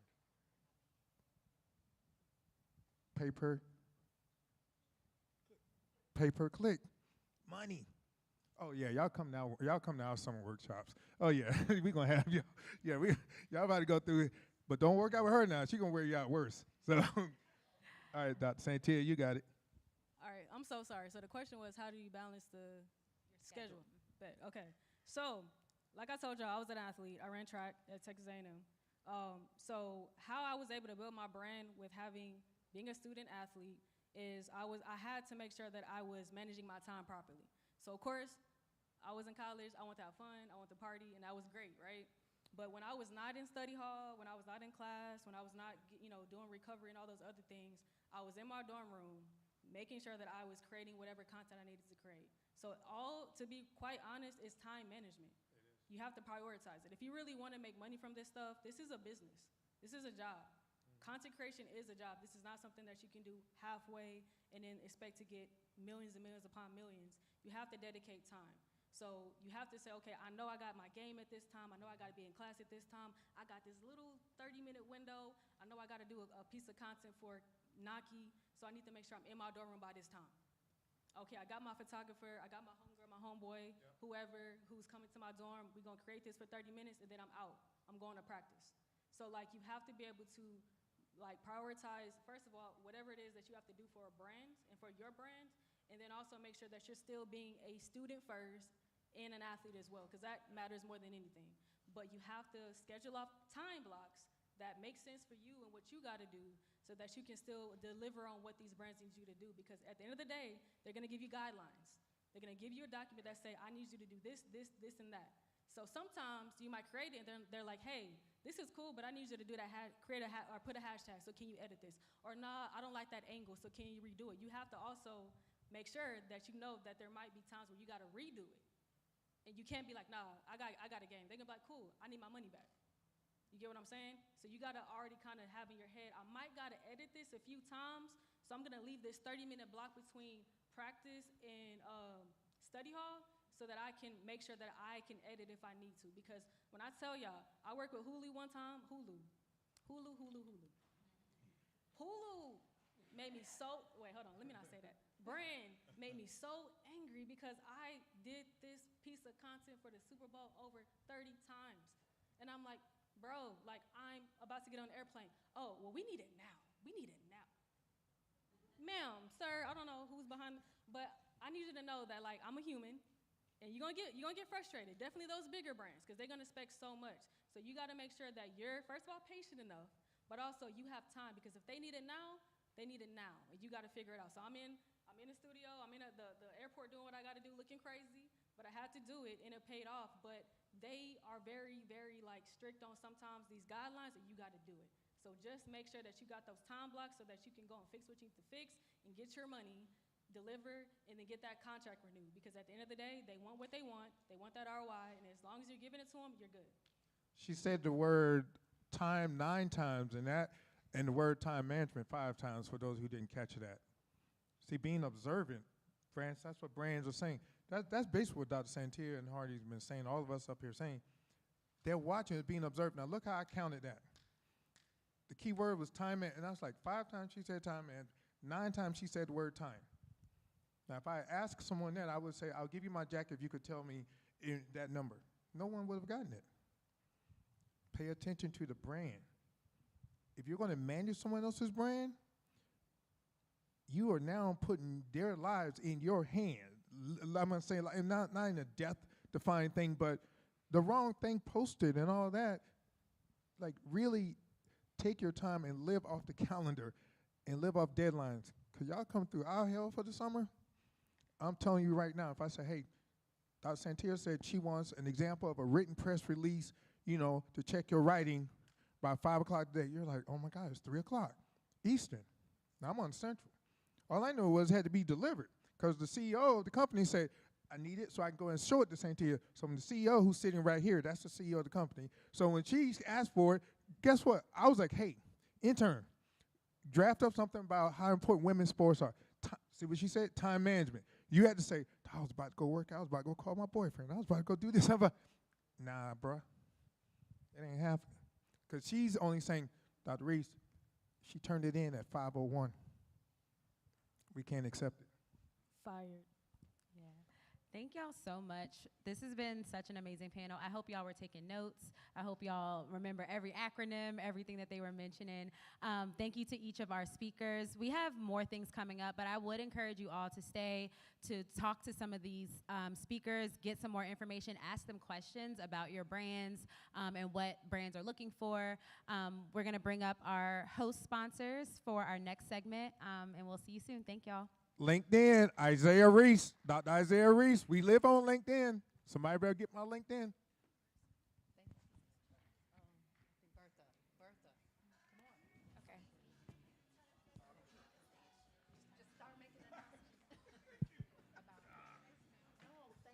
Oh, okay. So thank you so much.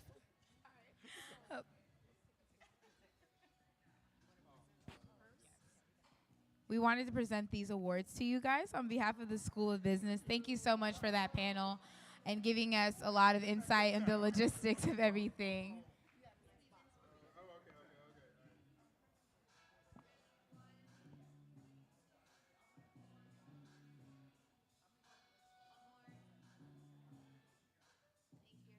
Thank you. Okay, if you have in your possession one of those cards, it should have a number on it. I see one here. Hold yours up so people know what I'm talking about. I need you to come to the stage. If you have one of those cards, I need you to come to the stage. Okay. Oh, I want to switch out.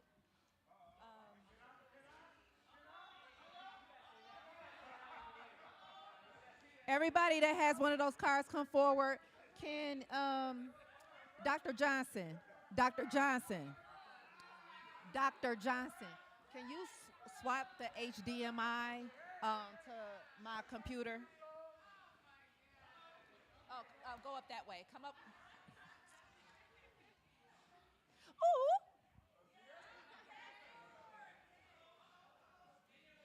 Okay.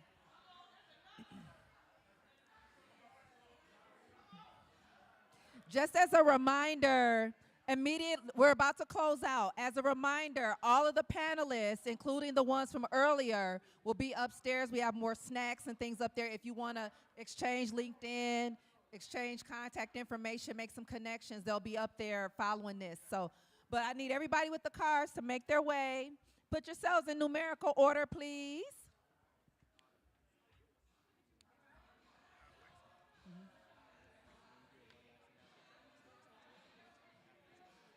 Okay.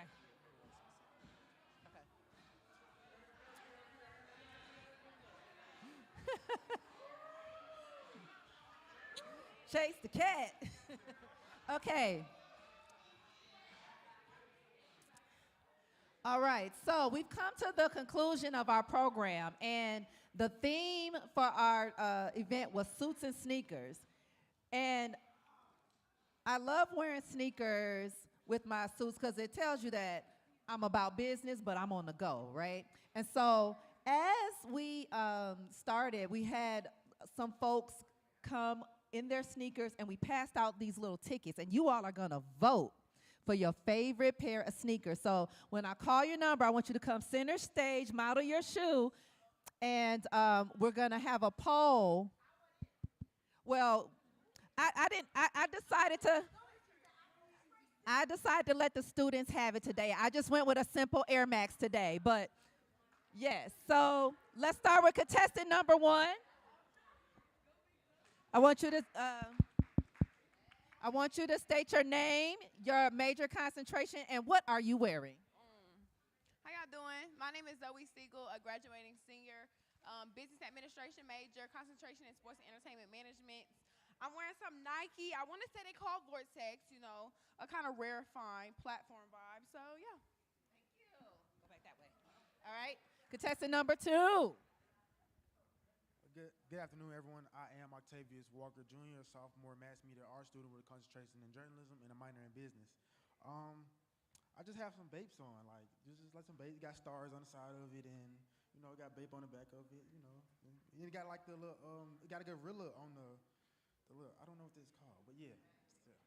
All right, that's contestant 2. Number 3.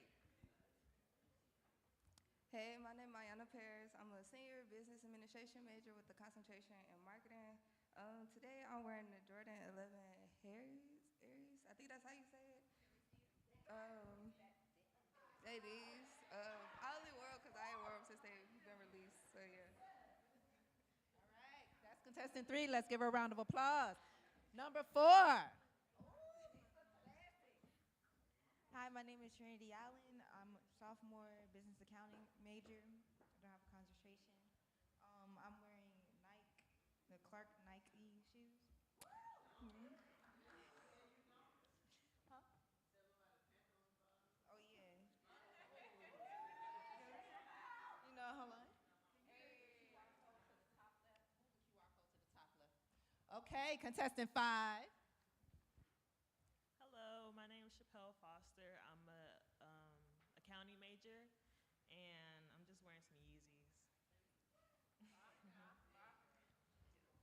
All right, where are we on? Number 7. I'm Ronnie West, business administration major, and I got on some Alexander McQueen's. I put them on so I could look taller, I ain't gonna lie. All right, number 8.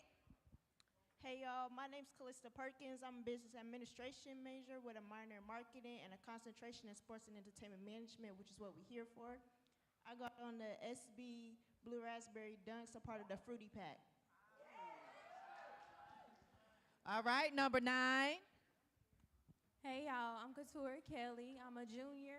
I major in business administration and I minor in finance, and I have on the Jordan 4s, the Thunders. And finally, number 10. Good afternoon, y'all. My name is Ayana Tutson. I am a business administration major with a concentration in marketing, and I have on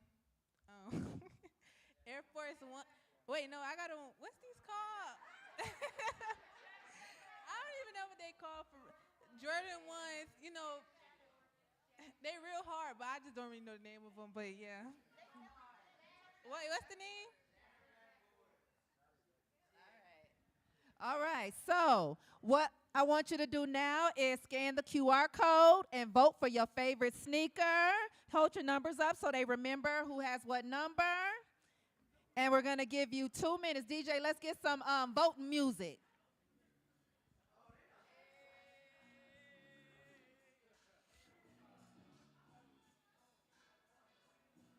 Cast your votes.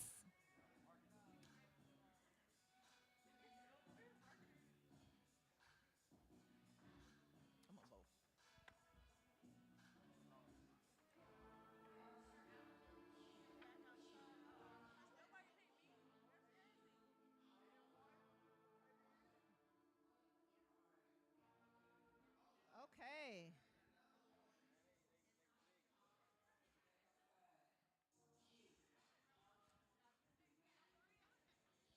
Got 20 seconds to cast your vote. Uh-oh. Uh-oh.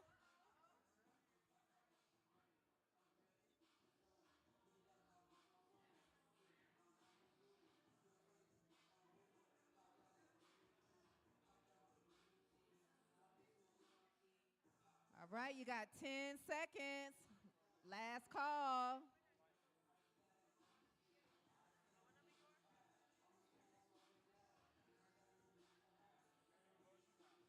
5, 4, 3, 2, 1. And time's up. It looks like contestant number 1. Woo! All right, all right. Dr. Prince. Oh, yes. Let's tell contestant number 1 what she won. All right now, what you won, first of all, what size are those? Yeah, what size? Well, what you have won is a $100 gift card. We'll be giving that to you so that you can keep on with your sneaker game. And yeah, so we'll see next time what you're bringing on. And for all of you, thank you so much because your game is on point as well. We had to have one winner.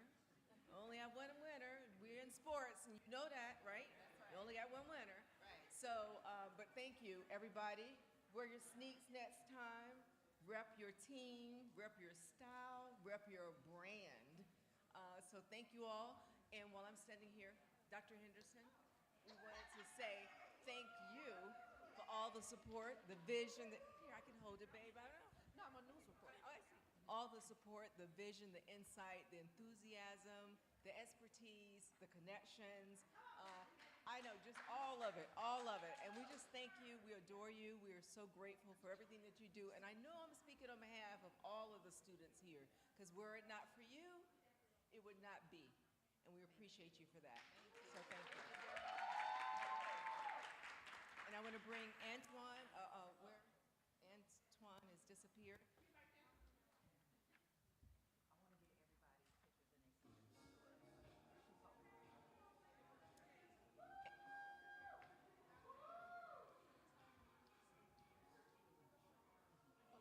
And please stay for the networking because the panelists will be going upstairs. You will be going upstairs.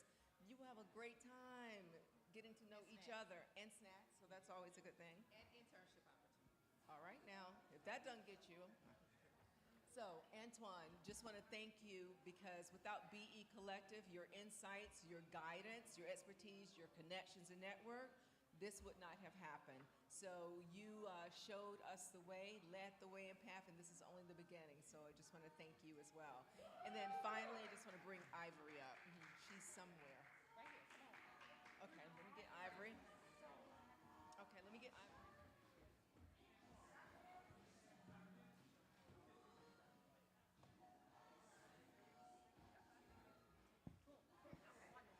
Ivory? Okay, Ivory wins the award for the most enthusiastic person of the day of the panelists. We all know that, right? And she's going to help me with my sneaker game because I love those kits that she's got. No. We already had this conversation. I would have won. No. But Ivory, we want to thank you. She's part of the committee as well to make sure everything happened, went on point today. And without your insights, your expertise, and yes, your fun, fabulous personality, this day wouldn't have happened either. So I want you all to join me in thanking them for the important work and hard work that they have done. So give it up for them. Give them a applause.